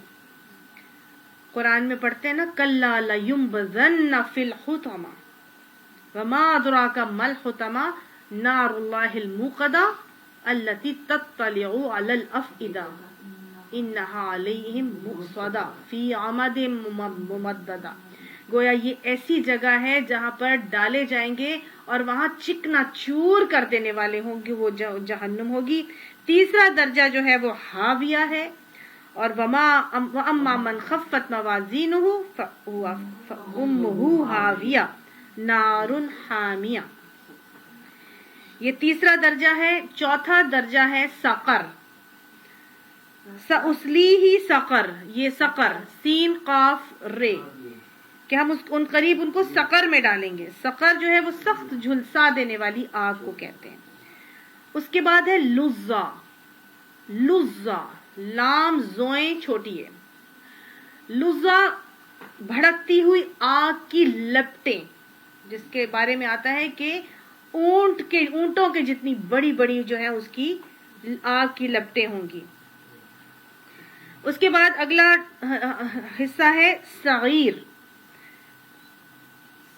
صغیر سین عین یہ رے. سورہ ملک میں آتا ہے قالوا، وہ کہیں گے لو کنا نسمع او نعقل، ہائے کاش ہم سن لیتے اور عقل کر لیتے، ما کنا فی اصحاب السعیر، تو پھر ہم اس بھڑکتی ہوئی آگ میں نہ ڈالے جاتے.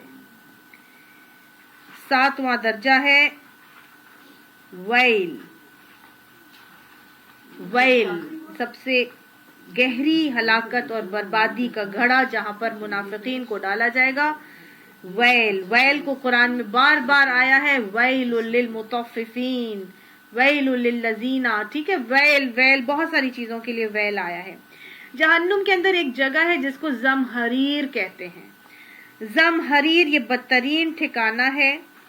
اور زمہریر بیسیکلی ٹھنڈی جگہ ہے. اتنی ٹھنڈی جہاں پہ فراسٹ بائٹ ہو جا سکتی ہے. ٹھیک ہے، تو وہ جہنم میں جہاں آگ کا عذاب ہے وہاں سخت ٹھنڈ کا بھی عذاب ہے، اور اس عذاب کو زمہریر فریزنگ سے بھی نیچے ہوگا. تو سخت ٹھنڈ کا جاڑے کا عذاب ہوگا وہاں پر. اللہم اجرنا من النار، اللہم اجرنا من النار، اللہم اجرنا من النار. لا يحب اللہ الجہر بالسوء من القول الا من ظلم. اللہ پسند نہیں کرتا کہ آدمی بدگوئی پر زبان کھولے الا یہ کہ کسی پر ظلم کیا گیا ہو. وَكَانَ اللَّهُ سَمِيعًا عَلِيمًا، اور اللہ سننے والا اور جاننے والا ہے. گویا اللہ سبحانہ تعالیٰ یعنی یہاں پر بتا دیا کہ بدگوئی پر زبان کھولنا اللہ کو پسند نہیں ہے، لیکن جس کے اوپر ظلم کیا گیا ہو صرف وہ مظلوم بات کرنے کے لیے اپنی بات کر سکتا ہے، اپنے ظلم کی تلافی کروانے کے لیے یا اپنا حق مان لینے کے لیے وہ بول سکتا ہے. تو گویا اللہ سبحانہ تعالیٰ نے دنیا کے اندر سے ظلم کو مٹانے کا ایک قانون بنایا ہے، اور اس قانون کے حوالے سے کیا ہے کہ مظلوم کو اپنے بارے میں اپنی زیادتی کے حوالے سے کہنے کا حق موجود ہے. ٹھیک ہے، جس کے ساتھ زیادتی کی گئی ہو. وہ شکایت کر سکتا ہے، وہ بات کر سکتا ہے، لیکن وہ سرے عام نہیں کرے گا، بلکہ کس سے کرے گا؟ عدالت میں جا کے کرے گا، قانونی لوگوں سے جا کے یہ بات کرے گا، تاکہ اس کو اس کا حق جو ہے وہ دلوایا جائے اور اس کے ساتھ ظلم کو جو ہے وہ روکا جا سکے۔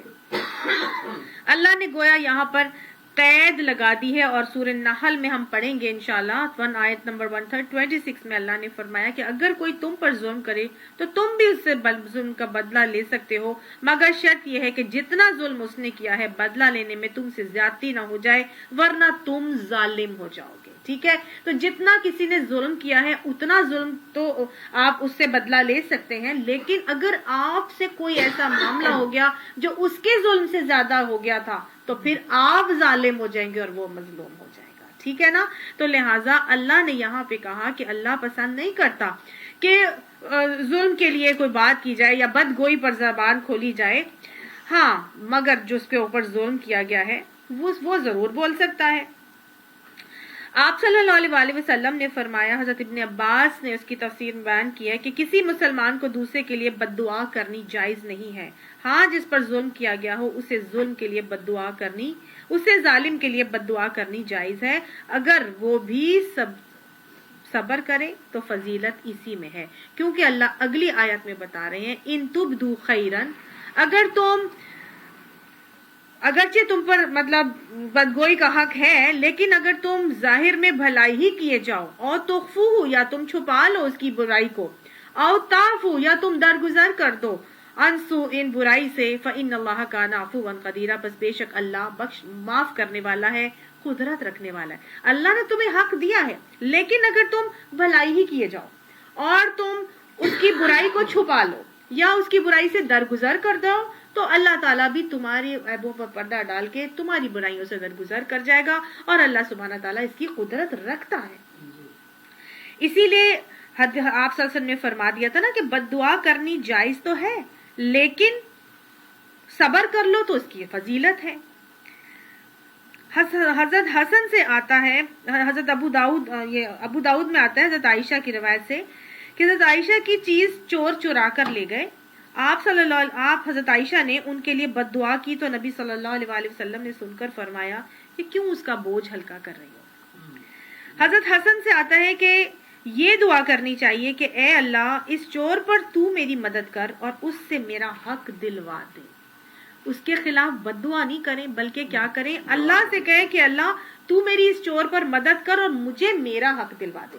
گویا اپنی لیے حق موصول کر لو، لیکن دوسرے کے لیے بد دعا نہ کرو، کیونکہ ایسا نہ ہو جائے کہ اس کی اس غلطی سے تمہاری بد دعا زیادہ بڑی ہو گئی تو تم الٹا ظالم نہ بن جاؤ۔ ٹھیک ہے؟ سورہ انفال میں آتا ہے کہ برائی کا بدلہ ویسی ہی برائی ہے۔ حدیث میں آپ سے ہم نے فرمایا کہ جس نے ظلم ہونے کے بعد اس کا بدلہ لیا اس پر کوئی مواخذہ نہیں ہے، اگر بدلہ زیادہ لے لیا تو ظالم ہو جائے گا۔ آپ صلی اللہ علیہ وسلم کے دور کا ایک واقعہ آتا ہے، اس سے آپ کو بڑی اچھی طرح یہ بات سمجھ میں آئے گی کہ ایک شخص تھا، اس کا پڑوسی اس کو بہت تنگ کرتا تھا، اور اس نے جا کے نبی صلی اللہ علیہ وسلم سے شکایت کی تو حضور صلی اللہ علیہ وسلم نے اس کو فرمایا کہ تم ایسا کرو کہ اپنے گھر کا سارا سامان نکال کے نا باہر رکھ دو، اور ہر آنے جانے والے کو جو ہے نا، جو بھی آنے جانے والا اس سے پوچھتا تو وہ کیا کرتا، وہ بتاتا کہ یہ میرا پڑوسی ہے، یہ مجھے بڑا تنگ کرتا ہے، مجھے رہنے نہیں دیتا، تو اس لیے میں نے اپنا سارا سامان ہی باہر نکال دیا۔ اب وہ کیا کر رہا تھا؟ وہ اپنے اس طرز عمل سے اپنے پڑوسی کی ظلم اور زیادتی کی بے عزتی، مطلب وہ تو بدلہ لے رہا تھا اس حوالے سے۔ ٹھیک ہے؟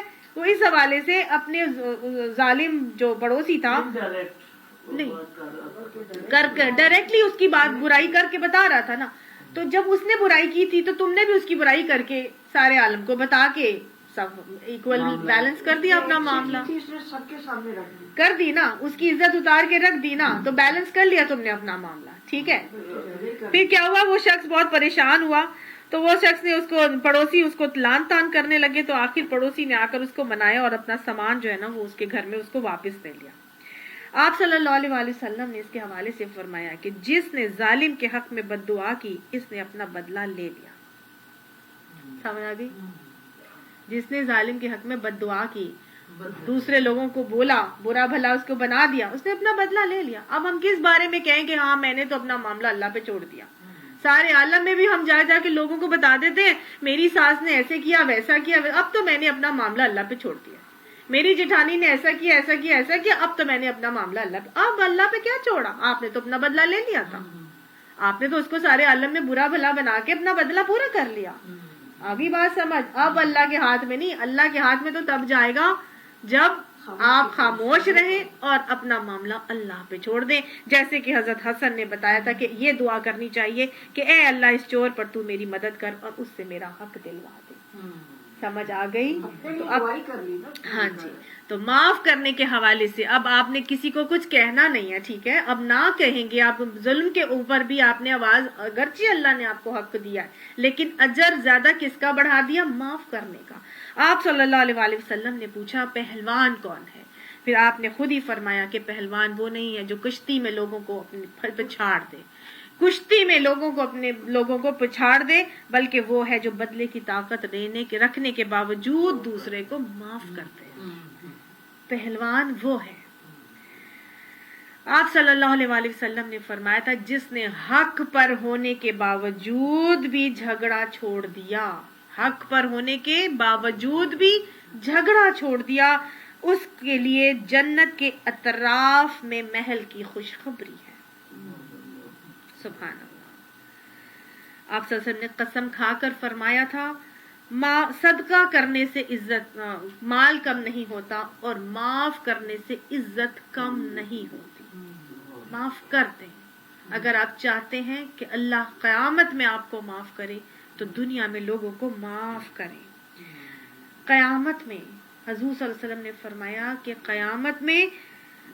قیامت کے روز منادی ہوگی کہ جن کا اللہ کے اوپر حق ہے وہ کھڑے ہو جائیں، جن کا اللہ کے اوپر حق ہے وہ کھڑے ہو جائے، تو وہ لوگ کھڑے ہوں گے اور وہ جنت کی طرف آئیں گے، فرشتے روکیں گے ان کو، تو پوچھا جائے گا کہ کیوں جا رہے ہو، تو وہ آگے سے بتائیں گے کہ ہمیں ایسے حکم دیا گیا ہے کہ اللہ کے اوپر حق ہے، تو ان کو وہ لوگوں کے لیے آئے گا، وہ لوگ کھڑے ہوں گے جو معاف کر دیا کرتے تھے اور چشم پوشی کیا کرتے تھے،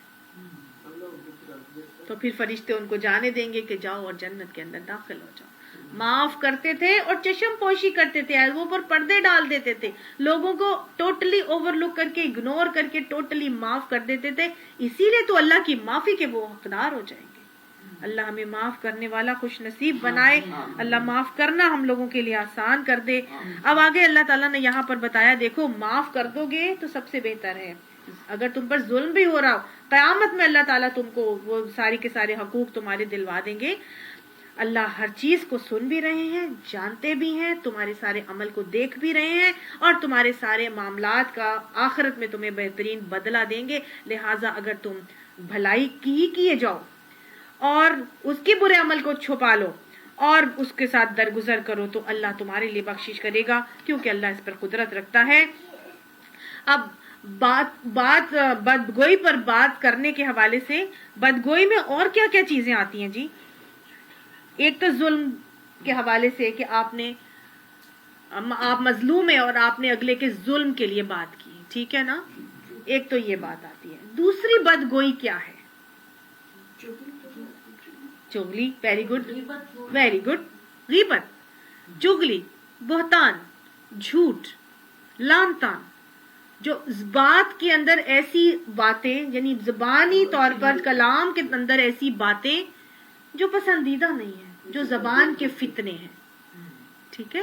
بدگوئی میں وہ سارے زبان کے فتنے آتے ہیں جس میں جھوٹ، زومانی باتیں، بہتان لگانا، غیبت کرنا، بدتمیزی، بد کلامی، لعن طعن، تشنے دینا، گالی گلوچ کرنا، بیکار محمل قسم کی باتیں کرنا، کوئی غیبت کرنا، کوئی چغلی لگانا، یا کسی کے نام رکھ کے مذاق اڑانا، یا ایسی بے حیائی کی باتیں کرنا، فحش باتیں کرنا، کوئی ایسے گندے لٹریچر کے حوالے سے باتیں، کوئی میسجنگ کرنا، یہ سب چیزیں کیا ہیں؟ یہ بدگوئی میں شامل ہیں، اور ان کے لیے اللہ تعالیٰ نے فرما دیا لا یحب اللہ الجہر بالسوء من القول، اللہ اونچی آواز میں بات کرنا، بالسوء من القول یعنی بری انداز میں بات کو کرنا، اللہ یحب اللہ، اللہ اس کو پسند نہیں کرتا۔ سمجھ آ گئی؟ تو گویا اس میں ہم دونوں ہی باتوں کو لیں گے کہ اگر مظلوم اپنی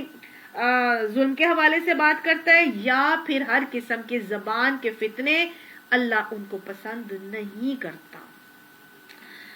گویا یہاں بہترین اخلاق کے حوالے سے اللہ تعالیٰ نے ٹریننگ دینے کی ہمیں سمجھایا ہے کہ مومن بہترین اخلاق والا ہوتا ہے، اور بہترین اخلاق کے لیے پیارے نبی صلی اللہ علیہ وآلہ وسلم نے حضرت سفیان ثوری کو اپنی زبان پکڑ کے بتایا تھا کہ کف ھذا، کہ جنت میں جانے والے اعمال میں آپ نے فرمایا تھا کہ اس زبان کو قابو میں رکھ لو۔ یہ زبان ہے جو ہمارے لیے جنت میں جانے کا سبب بھی بن سکتی ہے اور ہمیں جہنم کی تہوں میں لے جانے کا سبب بھی بن سکتی ہے۔ تو گویا زبان کے فتنوں سے ہمیں ہر حال میں بچنا ہے۔ بدخو شخص، بد اخلاق شخص جو اپنی زبان کی وجہ سے ہوگا، قیامت آپ صلی اللہ علیہ وسلم نے فرمایا کوئی بدخو شخص یعنی بد اخلاق شخص، وہ جو اپنی زبان کی وجہ سے بد اخلاق ہے، وہ جنت میں داخل نہیں ہوگا۔ آپ صلی اللہ علیہ وآلہ وسلم نے فرمایا اللہ کے نزدیک قیامت میں سب سے زیادہ بدترین شخص وہ ہوگا جس سے لوگ اس کی بد کلامی کی وجہ سے دور بھاگتے ہوں گے۔ اللہم لا تجعلنا منہم۔ اور مسلمانوں میں کامل وہ ہے جس کے اخلاق اچھے ہیں، ٹھیک ہے؟ اللہ تعالیٰ ہمیں ہمارے اخلاق بہترین بناتے ہیں۔ اللہم کما حسنت خلقی فحسن خلقی، اللہم انی اعوذ بک من منکرات الاخلاق والاعمال والاہواء والادواء۔ اب اسی زبان سے ہم مختلف قسم کی بیکار محمل گفتگو بھی کرتے ہیں جس کا کوئی فائدہ نہیں ہوتا، نہ دنیا میں نہ آخرت میں۔ تو ایسے معاملات کے لیے اللہ کے نبی نے فرمایا تھا کہ من حسن الاسلام المرئی ترکہ ما لا یعنیہ، اسلام آدمی کے اسلام کی خوبصورتی یہ ہے کہ وہ ہر لا یعنی چیز کو چھوڑ دیتا ہے، ہر ایسی بات کو جس کا نہ دنیا میں فائدہ نہ آخرت میں فائدہ۔ بیٹھے ہیں جی فیشن کے اوپر گھنٹوں باتیں کیے جا رہے ہیں، فضول کی قسم کی باتیں، ایک دوسرے پہ مذاق اڑانا، ایسی چیزوں سے کے اندر اپنی باتیں کرنا اور اپنے ٹائم کو اسپینڈ کرنا جس کا دنیا آخرت میں کوئی فائدہ ہی نہیں ہے۔ اگر انسان اپنا محاسبہ کر کے دیکھے کہیں میں ایسے معاملات تو نہیں کر رہی، کہیں میں لا یعنی میں تو نہیں لگی ہوئی، کہیں میرا زندگی کا جو دن بھر کا روٹین کا ٹائم ہے اس میں لا یعنی چیزوں میں جس کا نہ دنیا میں فائدہ نہ آخرت میں فائدہ، بیٹھے رہتے ہیں جی اور سناؤ لگے ہوئے ہیں فیس بک پہ لگے ہوئے ہیں، کوئی فائدہ نہیں ہے۔ اگر لگے ہوئے ہیں تو دعا شروع کر دیں آج سے ہی اپنے لیے کہ اللہ مجھے غیر اہم سے اہم کی طرف مائل کر دیں، اللہ مجھے غیر اہم سے اہم کی طرف مائل کر دیں۔ پڑ جاتا ہے بالکل، اللہ تعالیٰ سے مانگے کیونکہ ہم نے اپنے اسلام کو خوبصورت بنانا ہے۔ من حسن الاسلام المرئی، اسلام آدمی کے اسلام کا حسن یہ ہے کہ وہ ترکہ ما لا یعنی، وہ لا یعنی چیزوں کو چھوڑ دیتا ہے۔ ہاں جی بالکل بالکل بالکل۔ حضور صلی اللہ علیہ وسلم نے حرام کردہ چیزوں کی فہرست گنوائی اور آپ نے فرمایا 7 حرام کردہ چیزوں سے بچو، کثرت سوال سے بچو۔ خواہ مخواہ اٹھ کے بیٹھے ہیں جی یہ کر سکتے ہیں یا نہیں کر سکتے، اتنا کریں کہ اتنا کریں، ایک حکم مل گیا ہے بس ٹھیک ہے، اس کو جیسا دل چاہتا ہے کر لیں، ٹھیک ہے نا، جتنا سمجھ میں آتا ہے کر لیں، مستطاعتم حدیث میں آتا ہے جتنی تم میں استطاعت ہے اس کو لے لو اور کر لو۔ کثرت سوال سے بچو، ماؤں کو ستانا، لڑکیوں کو زندہ دفن کرنا، حرص، بخل، مال کو ضائع کرنا اور بیکار کی محمل گفتگو کرنا حرام کردہ چیز ہے، بیکار کی محمل گفتگو کرنا۔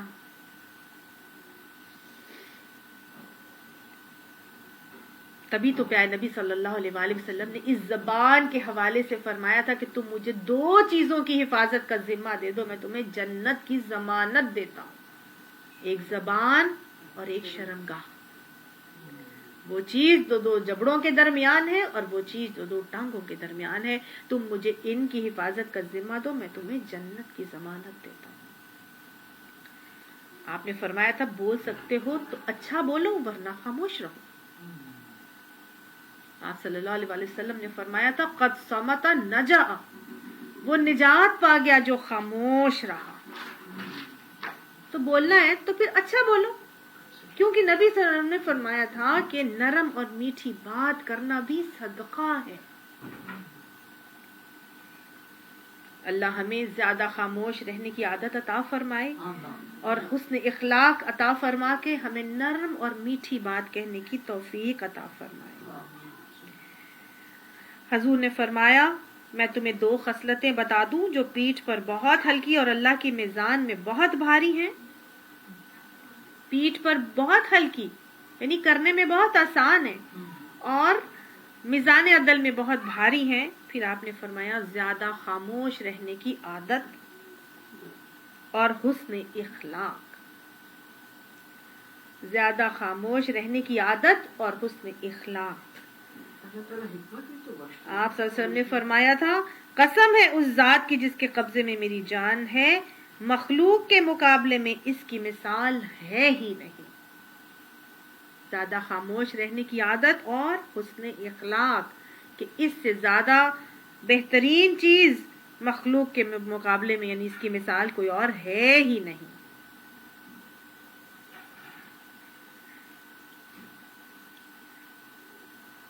ان الذین یکفرون باللہ ورسولہ، اور بے شک وہ لوگ جو اللہ سے اور اس کے رسولوں سے کفر کرتے ہیں، انکار کرتے ہیں، وَيُرِيدُونَ أَن يُفَرِّقُوا بَيْنَ اللَّهِ، اور وہ یہ چاہتے ہیں کہ وہ اللہ اور اس کے رسولوں کے درمیان تفریق کر دیں، وَرُسُلِهِ وَيَقُولُونَ، اور وہ یہ کہتے ہیں کہ نُؤْمِنُ بِبَعْضٍ وَنَكْفُرُ بِبَعْضٍ، کہ ہم کسی کو مانیں گے کسی کو انکار کریں گے، یعنی کہ تفریق کرتے ہیں۔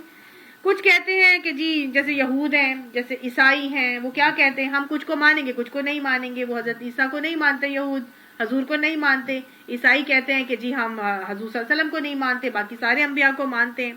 اسی طرح سے کچھ لوگ جو ہے وہ کہتے ہیں کہ جی آج رسول کی حدیث کی ضرورت ہی نہیں ہے، بس قرآن کافی ہے ہمارے لیے، بس ہم قرآن ہی کو مانیں گے، حدیث تو محفوظ نہیں ہے۔ تو اللہ تعالیٰ نے فرمایا ایسے تمام لوگ جو کہتے ہیں ہم کچھ کو مانیں گے کچھ کو انکار کریں گے، وَيُرِيدُونَ أَن يَتَّخِذُوا بَيْنَ ذَلِكَ سَبِيلًا، اور وہ یہ چاہتے ہیں کہ کفر اور ایمان کے درمیان ایک راہ نکال دیں، جیسے کس نے نکالی تھی؟ اکبر نے نکالی تھی، دین الہی نکالا تھا اس نے، ہے نا، کفر اور ایمان کے درمیان ایک راہ نکالا تھا۔ اللہ فرماتا ہے اولئک هم الکافرون حقا، یہ پکے کافر ہیں، وَأَعْتَدْنَا لِلْكَافِرِينَ عَذَابًا مُهِينًا، اور ہم نے ایسے کافروں کے لیے عذاب رسوا کن تیار کر رکھا ہے۔ والذین آمنوا باللہ ورسلہ، اور وہ لوگ جو اللہ اور اس کے رسول پر ایمان لاتے ہیں، ولم یفرقوا بین احد منہم، اور ان کے درمیان میں کسی میں تفریق نہیں کرتے، اولئک سوف یؤتیہم اجورہم، ان کو ہم یقیناً کیا دیں گے، ان ایسے ہی لوگوں کو ہم ان کے اجر عطا فرمائیں گے، وکان اللہ غفورا رحیما، اور اللہ سبحانہ تعالیٰ بخشنے والا مہربان ہے۔ صدق اللہ العظیم، آمین ثم آمین۔